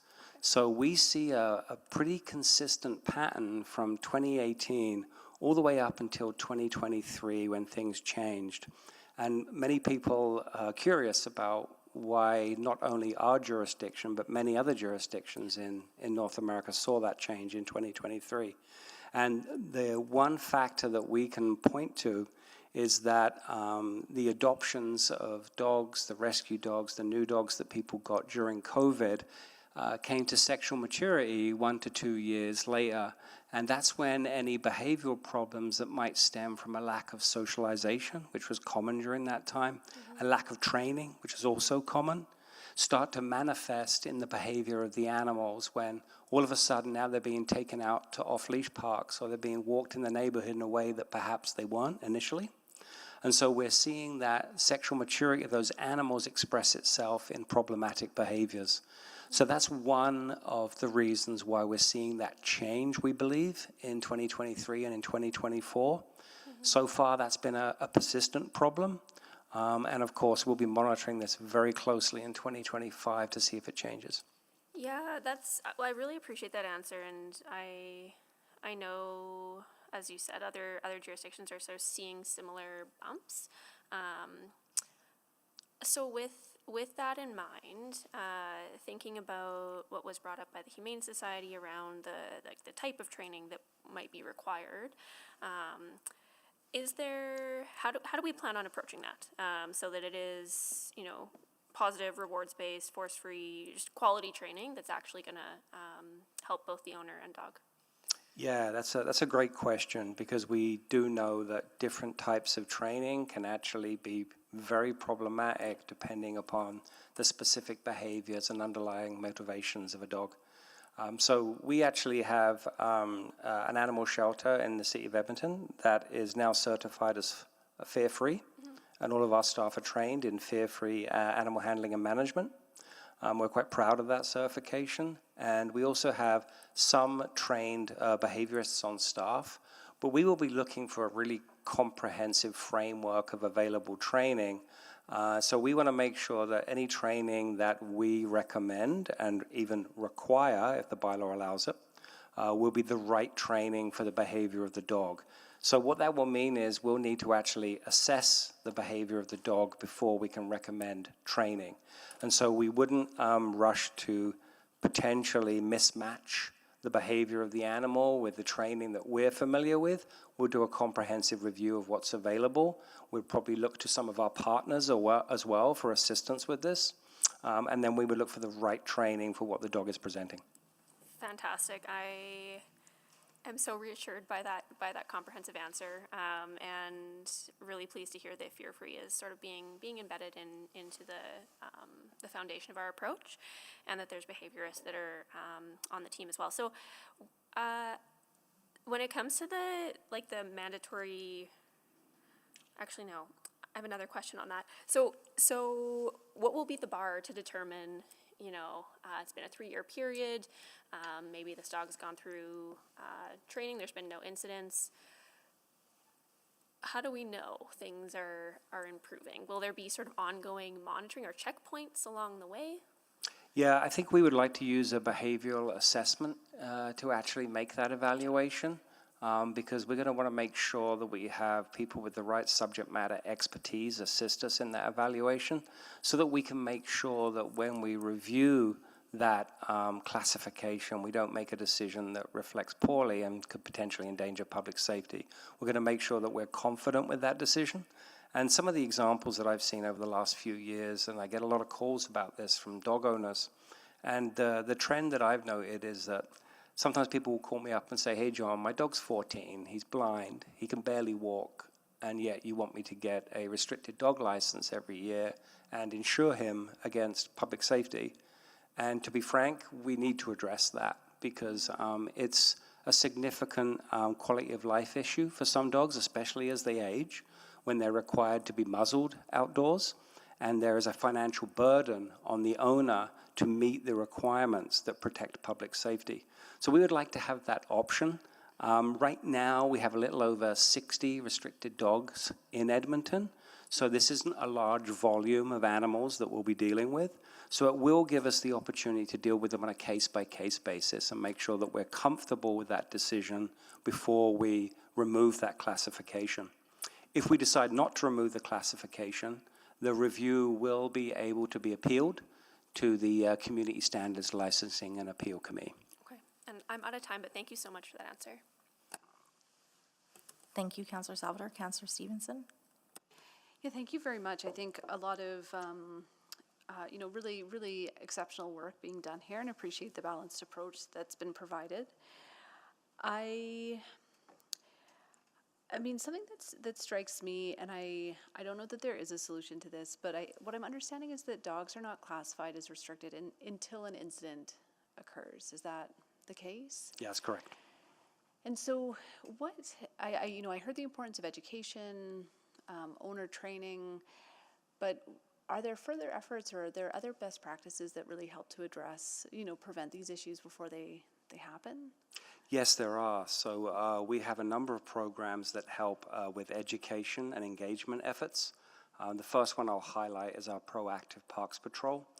Since the investment council made in our animal control officers in 2022, we've developed a Proactive Parks Patrol where 4 officers spend every day, 7 days a week, spend all day out in proactive patrols in our green spaces, in our off-leash parks and other areas where we know people like to walk their dogs.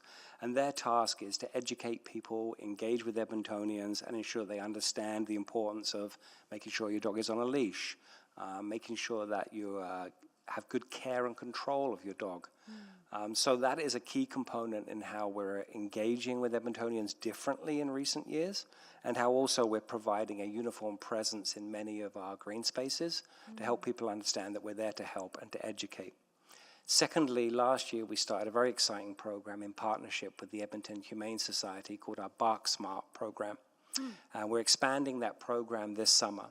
And this is where we visit off-leash parks around Edmonton, and we engage with dog owners, and we help educate them on the behavioral cues that their animals display. We help them understand how to approach dogs that they don't know safely, what kind of behavioral cues to look for. And this is a great way for us to teach both adults and their children about how to be safe when you're engaging with a dog you don't know, what kind of signs to look for. And so that's a program we're very excited about, and we're looking to expand that this year and hopefully grow it in successive years as well. Great. No, that's wonderful to hear about. And is one of the aspirations to potentially expand that into schools so that children are receiving that education? Yeah.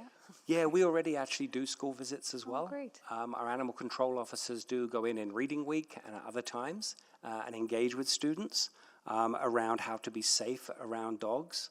Because we know that's one of the things that is on every parent's mind when there's a new dog that moves into the neighborhood or they're out in public. Want to make sure that their children know how to recognize signs in a dog that they should be aware of. Yeah, great. That's really, really encouraging to hear. I appreciate that two-pronged approach, ensuring that we have a robust response when incidents occur, but also that strong preventative focus as well. The remainder of my questions are really focused on some of the additional refinement and bylaw work that will be happening. Again, everything that's proposed in this report, I really support the direction. I'm just wondering about some other related pieces. So thinking specifically around how we fund some of the enforcement that I think is necessary for this to be as effective as possible. and you'll have to forgive me because I recall that we also spoke about potentially increasing fees for licensing to help fund some of our other dogs in public spaces initiatives, so specifically around dog parks. So just wondering if those pieces are still in play and if we'll see some of that coming back when the full bylaw is presented to us. Yes, when we bring back the full bylaw in August, we will include a revised schedule of fees. These are both daily fees for the care of animals at the Animal Care and Control Center. These are fees that we charge owners when they come and collect their animals. So that is the first set of fees that will be revised and updated. The second set of fees that I think will be really relevant will be our license fees themselves. So I know that was a topic of discussion at council last year. And so we'll be bringing back a revised license fee schedule. And that will include some modest increases, but it will also include some proposed increases to our subsidy programs. We would like to expand the reach of some of our subsidy programs to make it easier for people to afford their licenses. Great. And just very quickly, will that also include looking at how we fund enforcement, or what adequate enforcement would look like? We actually do not have a direct correlation between the revenue that we generate through either licensing or our cost recovery of our shelter fees to our enforcement operations. Our enforcement operations are funded through the tax levy. However, our licensing revenue every year goes back into general coffers at the city, so it does offset in a way, although not directly, our operations. Great. Okay, I'll leave it there. Thank you so much. Thank you. Councillor Tang? Yeah, great. Thank you very much. I think a lot of my focus on this has been on the dog portion of the bylaw, given of great interest for a lot of residents in the ward I represent. And I think, I think enforcement comes up quite a bit for me as well. And so just generally, kind of following on Councillor Stevenson, like, do you currently, because I think in this case, we're talking about things that might require even greater monitoring and enforcement, and do you feel putting forward these changes, you have the resource to do that? Yes, I do, and what I'd like to point to in that is, once again, we've had a great deal of support from council in recent years, which has been amazing, and it's allowed us to actually introduce several new programs. Yeah. I spoke earlier about the Proactive Parks Patrol program, which operates every day, 7 days a week, but also we have a licensing team, and the licensing team has been in operation for about 18 months or so now. And so this team is doing a number of really important things when it comes to public safety, but also licensing follow-ups. So you will enforce on unlicensed pets, for example? Yes, absolutely. Great. And then in addition, this group also does proactive follow-ups on restricted dogs. So one thing that we didn't do before we had the capacity afforded by this increase in staffing was we didn't actually have the capacity to go and check in on people who have a restricted dog license. Now there is a minimum of at least an annual check-in between our licensing team and the owners of restricted dogs. The idea is to make sure that they are fully aware of their responsibilities, they're following the conditions of their restricted license, and a chance for us to check in and answer any questions they may have. That's great to hear. That was one of my questions about sort of on the unlicensed piece, so thank you for being very comprehensive in that. In terms of the fine increases, I think doubling for the second offense is good. I'm wondering, is the city allowed to seize animals? Like, I'm thinking, for example, third, fourth, fifth offense. So we do have the ability to escalate our enforcement actions. The reason that you'll see we go with a second or subsequent offense amount, and usually that stops at that point, is because when we have a pattern of behavior and a threat to public safety, such as with dog bites and dog attacks, we also have the ability to issue a summons to court. So this is a mandatory court appearance with an unspecified penalty. This allows the courts to assign a fine upon conviction of up to $10,000. Okay. So that is an option for us to compel somebody to actually attend court. And so that is one of the escalations that we have at our fingertips when we see a pattern of behavior or attacks, and we want to actually open the door to a higher fine opportunity. What's particularly interesting is that in late 2023 and then once again in 2024, for the first time in our awareness in Edmonton, I don't know if this is true of Alberta, we saw the courts actually assign the maximum $10,000 fines for the very first time. That was the first time that's happened in our experience. And that was with 2 problematic animals that we had in Edmonton.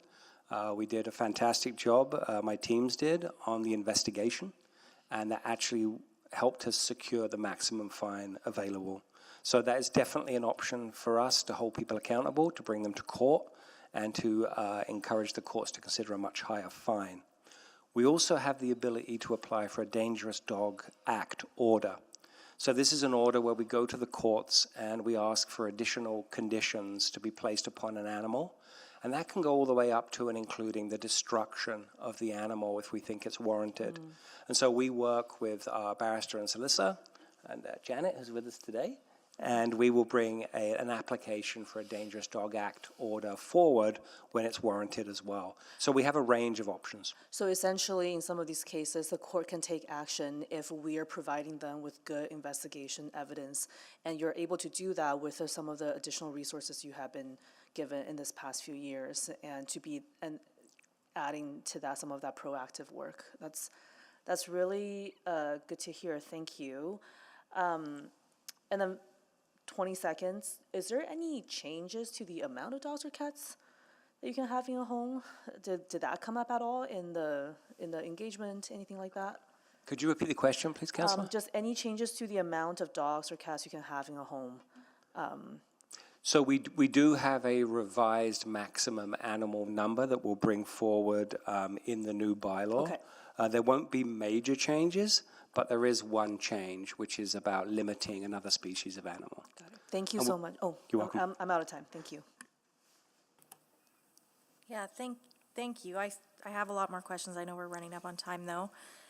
I think I'll stick with that one, because that's the one thing I was like, what you have presented here is sound, and I know that they're the very controversial things that we need to be thinking about.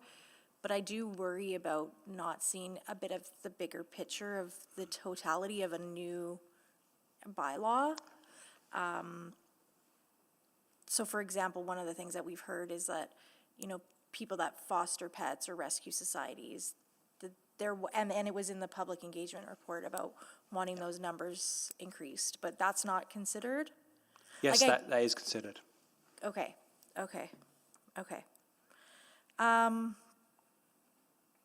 I guess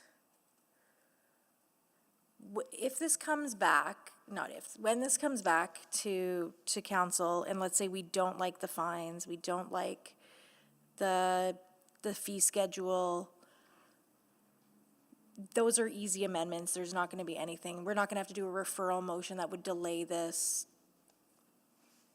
No, we can. Those are all relatively small housekeeping items in the bylaw that can be adjusted. Yeah. I'll look to others with a bit better knowledge than me, though, in terms of what mechanisms would be appropriate for that.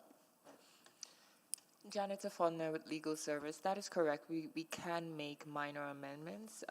We don't have to come back to this, other than the major policy direction that we would be looking to you to guide us on whether or not we should include these 4 major themes into the bylaw. The other housekeeping items can just be through minor amendments. So changing the number of dogs allowed, like in a household, those kind of things can go up or down, numbers, things, okay. Will we also have a complementary procedures bylaw that will come, like procedures document that will come in complements to the bylaw? Or what? Or is that what will be developed, and that's what the stagger is for? Yeah, earlier on I mentioned that we were looking for a 9-month implementation period, which might sound long. One of the reasons for that is all the work that we'll need to do behind the scenes to develop our operating procedures, to make our workflow process changes, our software changes, to do our public education, of course. So there is a lot of work that comes after we actually have a new bylaw in order to implement it well. Training of staff, for example, is something that will be key too. But yes, that is when we would develop the procedures for how we would actually apply the bylaw. And I think that's a really good point, Councillor, because oftentimes when we look at the bylaw itself, it can appear quite black and white. But where the rubber really meets the road is how we actually apply the bylaw. And I'd like to take this opportunity to remind the committee that we do follow the 4 E's principle, and enforcement is the last of 4 E's. We also engage, explain. But it's not the last of 4 E's for an offense related to a bite. Absolutely not. The one exception is public safety. You're quite right. Yeah, okay. Yeah. Because I think what I'm hearing from some of the speakers today, and where I think, like, there's the bylaw and then there's how that bylaw unfolds. And so I'm hearing about things like, I'm wondering about, will there be a preferred vendor list for trainers, the same way we have preferred vendor lists for other things? Will there be, how will we communicate or have sort of some way of looking at the communication across jurisdictions on restricted animals? These are all things that I don't think have a place in the bylaw per se, but I do think that there's innate interest in how those roll out with council. Yeah, I can't agree more. And to be perfectly honest, mass trap neuter return to field are other examples of exactly that. It's about programming. Now, one of the reasons why we brought forward some of these policy directions for this bylaw is not because we have a program ready to go out, but rather we need the foundational changes in the legislation to allow us to explore a number of different programs that we'd like to bring forward in the future. And as we heard from some of our speakers today, it's not about one magic bullet. We actually have to come up with multiple different programs and mechanisms to tackle the problems. Well, and I'm the cats, like, the more I learn about cats, the more it's like the one of the speakers, talking about how cats are the most unique in their interactions with humans and the diversity of that. And then we have, different folks talking about some of the challenges with roaming cats. And I feel like cats alone could be its own thing, right? So, okay. Councillor Salvador? Sure. Yeah, thanks. Yeah, and I think I have my answer, but one of the things that just stuck out to me reading through what we heard reports and the public opinion research is just like there's a lot of rich feedback in there and some really excellent points that again aren't necessarily captured in the conversation in front of us, but it seems like there's going to be an opportunity to integrate some of that as we lead up to August, and if not in the bylaw itself, then I'm sure there are other means to, I guess, carry forward some of that feedback. Yeah, that's a really good point. So one of the discussions that we've touched upon briefly today is this issue of sharing information. And so when it comes to things like microchips and how a microchip could potentially identify a restricted dog, there are a number of things we're going to have to work on with respect to privacy legislation, what information can and cannot be shared, who it could or could not be shared with. And we also recognize that that's not only at the local level with our partners and other people working in this space, but also more broadly with other jurisdictions within Alberta and actually across the country. This is definitely a challenge that everybody has noted. One of the discussions that did come up and the kind of thing that we will continue to pursue with our partners, with our colleagues in other jurisdictions to see how we can tackle this, but not something that you would see reflected in a bylaw that comes forward, but definitely the kind of program that we need to pursue. Yeah, okay, that's really helpful. I do have a question just around, I guess more on the animal welfare and potential neglect side of things. I've heard instances where an animal might be abandoned and then ends up at animal care and control. And if there's sort of a pattern of recurring abandonment, but then the owner eventually shows up to claim the animal, what means exist to provide better support, I guess, for those animals if we are noticing that pattern, if anything? Yes, we do have instances of that pretty regularly. Yeah. And what we do in those cases is we look to our Animal Protection Act enforcement team to assist us if animals are in distress, because that team is able to use legislation beyond the bylaw, in particular the Animal Protection Act, to actually ensure that animals are not kept in distress. This can actually oftentimes involve things such as home visits, to make sure that the conditions that the animal is living in are appropriate and that they meet all the requirements of the legislation. And also, you know, that's when we can look to the courts on occasion as well to look for conditions of release. So that legislation does allow us to go a little bit further than our bylaw does when it comes to trying to ensure that animals' welfare will be taken seriously and that when we release those animals, they go back to an appropriate home. Now, that's only in cases, I need to be really clear, where the animal is actually in distress that allows us to use that legislative standard. The bylaw itself, for example, wouldn't allow us to evaluate the living conditions of an animal under most circumstances. Typically, how this plays out for us is we might receive a complaint about a home, let's say a cat house, for want of a better term, and we might do some investigations, develop some concerns, and then in some cases with our APA team, we may even lay in information and seek a search warrant to go into that home. And then sometimes that's what results in the seizure of animals because they're not being cared for appropriately. And so we would remove those animals from that home and take them back to the Animal Care and Control Center. Gotcha. Okay, that's very helpful to know that sort of there's things that are within the bylaws control, but also an additional layer in instances where it's warranted. I think that answers most of my questions. Thank you so much. Okay, I do have one more line of questioning, and I guess just in the sequencing of things, because I still do feel a little bit uncomfortable that, you know, I understand why you came today, because some of the things, if you had just put it out as the full new bylaw, could have been pretty controversial. So you wanted to get a pulse check on the dogs and the scale and the cats and the different categories. I get that. But now we go from that, sort of this very high level conversation, I would say, to a very detailed bylaw with no check-in for public conversation in between. And I know from my experience at this table that people tend to engage more when they see the details of the content.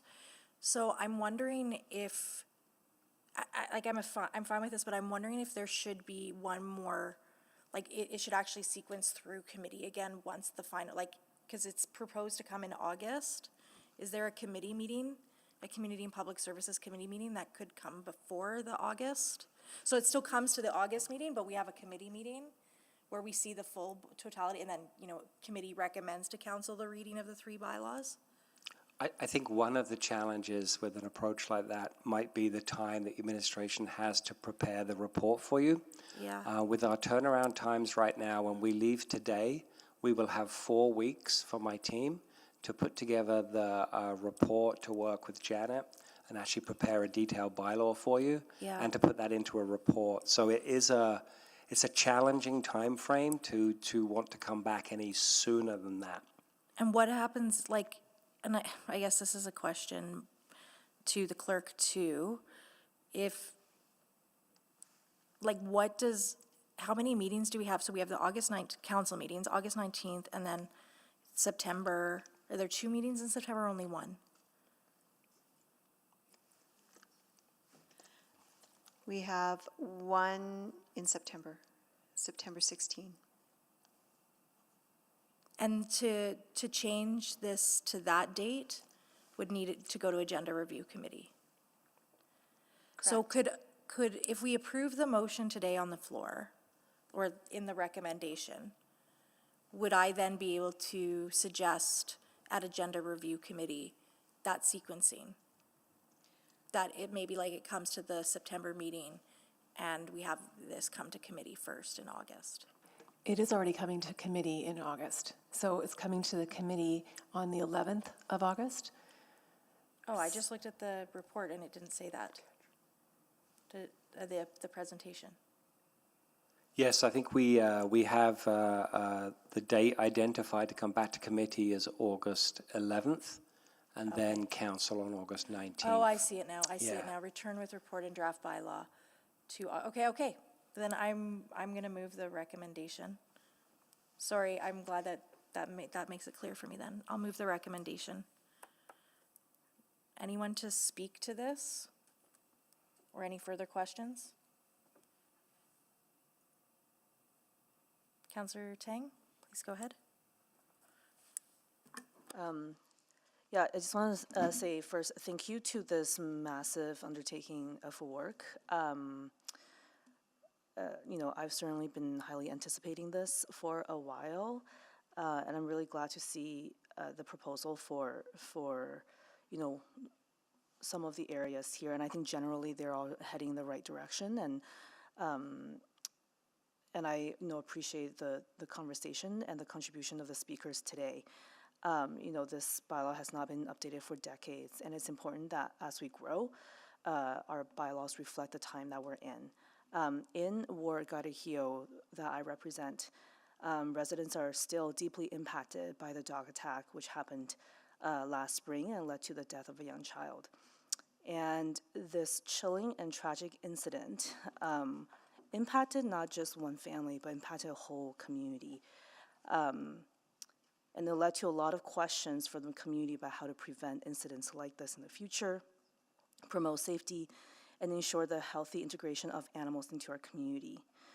I heard from a lot of residents nervous about animals in the community and sharing stories about near misses and close calls with local pets. Other people have written to me about other attacks, which resulted in them being hospitalized, having to take time off work to recover. That also means lost income and productivity, and what's worse is the trauma and mental health burden that linger long after one may be physically recovered. And so, this work was happening at the same time that these incidents happened. And I think this update is a critical and tangible way that the city is creating clarity for license conditions, fines, and offenses, which are both regulated and more proportional to the impacts we're seeing in community. And I'm glad to see you're bringing that the penalties up to be more reflective of also like other jurisdictions and what's proportional. So responsible pet ownership is so important for public safety, and this bylaw update is a tool we have to promote this. And I'm looking forward to some of those education campaigns. And I think at the end of the day, that owner aspect is really critical. And I feel like I'm seeing a lot of thought that's going into all the training. So that's really promising as well. And like I mentioned, I support the changes that are being proposed, particularly with respect to the changes for the dog attacks and bites and restricted dogs, aligning with best practice and other jurisdictions to support public safety. And it reflects a lot of the concerns that I'm hearing from the residents I represent. It's an important step. And I also really appreciate the feedback around the enforcement. I'm glad that several years ago we did provide that additional resource to allow you to do your job, to make sure that Edmontonians and their pets are well supported. So thank you for all the work. I look forward to the bylaw when it comes back. And I also just want to thank the partners involved in this work. I think this discussion also really highlighted it's not just the city team doing the work; it's partnership with the Humane Society, with the academics, also with the courts, police, animal control team. It's a really comprehensive landscape. But we're focusing on what is within the control of the municipality. So thank you all for the contribution, for the work, and for all the engagement. I look forward to seeing the next steps. Thank you, Councillor Tang. And I just want to just do check with unanimous consent. Can I just speak quick? We're at orders, so I want to just get unanimous consent to just take a few minutes. Thank you.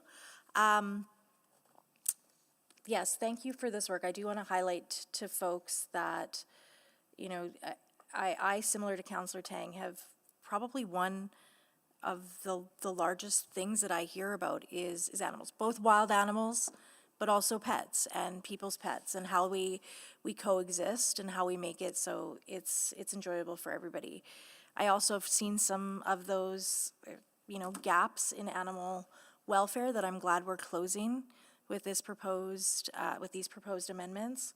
I'm glad we're aligning with other municipalities and jurisdictions in that escalating recognition of harm with the dog attacks and bites. I'm glad that we are, really being thoughtful about our restricted dog regulations. I understand the need to give folks the opportunity to actually incentivize rehabilitating, so I like the removing of the mechanism, but it does have to be complemented with some of the other work. And I like the way we are generally going about cats. I do think that's one that I'm going to have to dig into further when this does come back in August to see the finer details of that. And I think one of the things that I also will want to see and need to see and likely have some questioning about is the intersection and interplay with other bylaws. So they're mentioned in the report, but I think about, one of the things I hear about all the time is excessive barking, which is actually in community standards bylaw. So how does that interplay with this? What about with the public spaces bylaw? And we're feeding feral cats in that bylaw, and how does that complement or not? So I think I'm gonna have a lot of questions about the intersection and overlay with other bylaws as well, so just giving a heads up on that. But I'm excited to see us modernizing this. It's long overdue.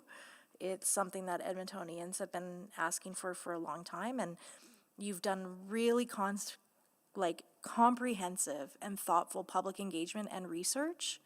So there's a rich tapestry of information and wealth of knowledge, as Councillor Salvador stated, that I will also be looking to see reflected in that final draft of the bylaw.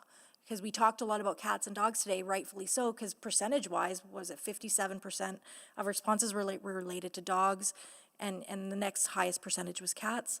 But there are other pets. We have exotic pets. We have birds and rabbits and pigeons and bees and all the things. And so we have a lot of really rich, thoughtful feedback on all of those different animals, and I thought it was really well done. So just wanted to highlight some of the things I'll be looking for when this comes back in August. But really great work to date, and look forward to seeing the final proposal come this summer. Thank you. Please vote.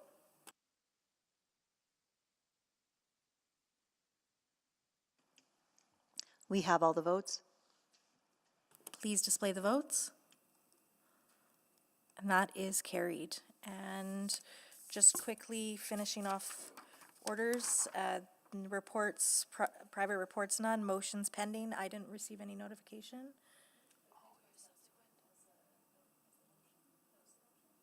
You don't need to, you can just do it as a subsequent. No, at council, because it's a recommendation to council. Oh, then you have to pull it. I'll just do. Okay, yeah. Could I just make the motion really fast as a subsequent? Maybe we should actually move then to just change orders of the day for another 10 minutes. Okay, I will move that. Yeah. Unanimous consent? Yeah. All right, thank you so kindly. So I will just. And that's subsequent, okay, yeah, go ahead, sorry. I think there's some final wording that can be pulled up. Wonderful. So We're I'm pulling it up. Great. Thank you. I saw it and then it went away.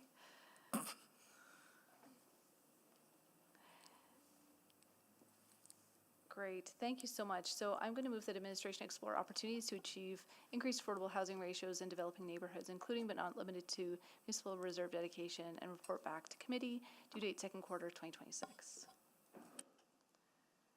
Great, thank you for that subsequent, Councillor Stevenson.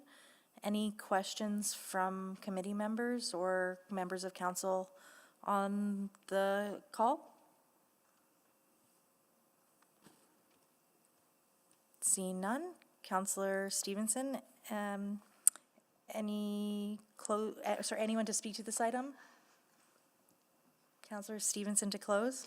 No, thank you to committee for extending. I just think this is an opportunity to address the findings of the report that we saw earlier today that show 3 of our districts have absolutely no affordable housing in them, and exploring the mechanisms and tools that the city has to help address that imbalance. So thank you for your support. Thank you. Please vote. We have all the votes. Please display the votes. And that is carried. And there are no motions pending, no notices of motion or motions without customary notice, so we are adjourned at 5:07. Thank you.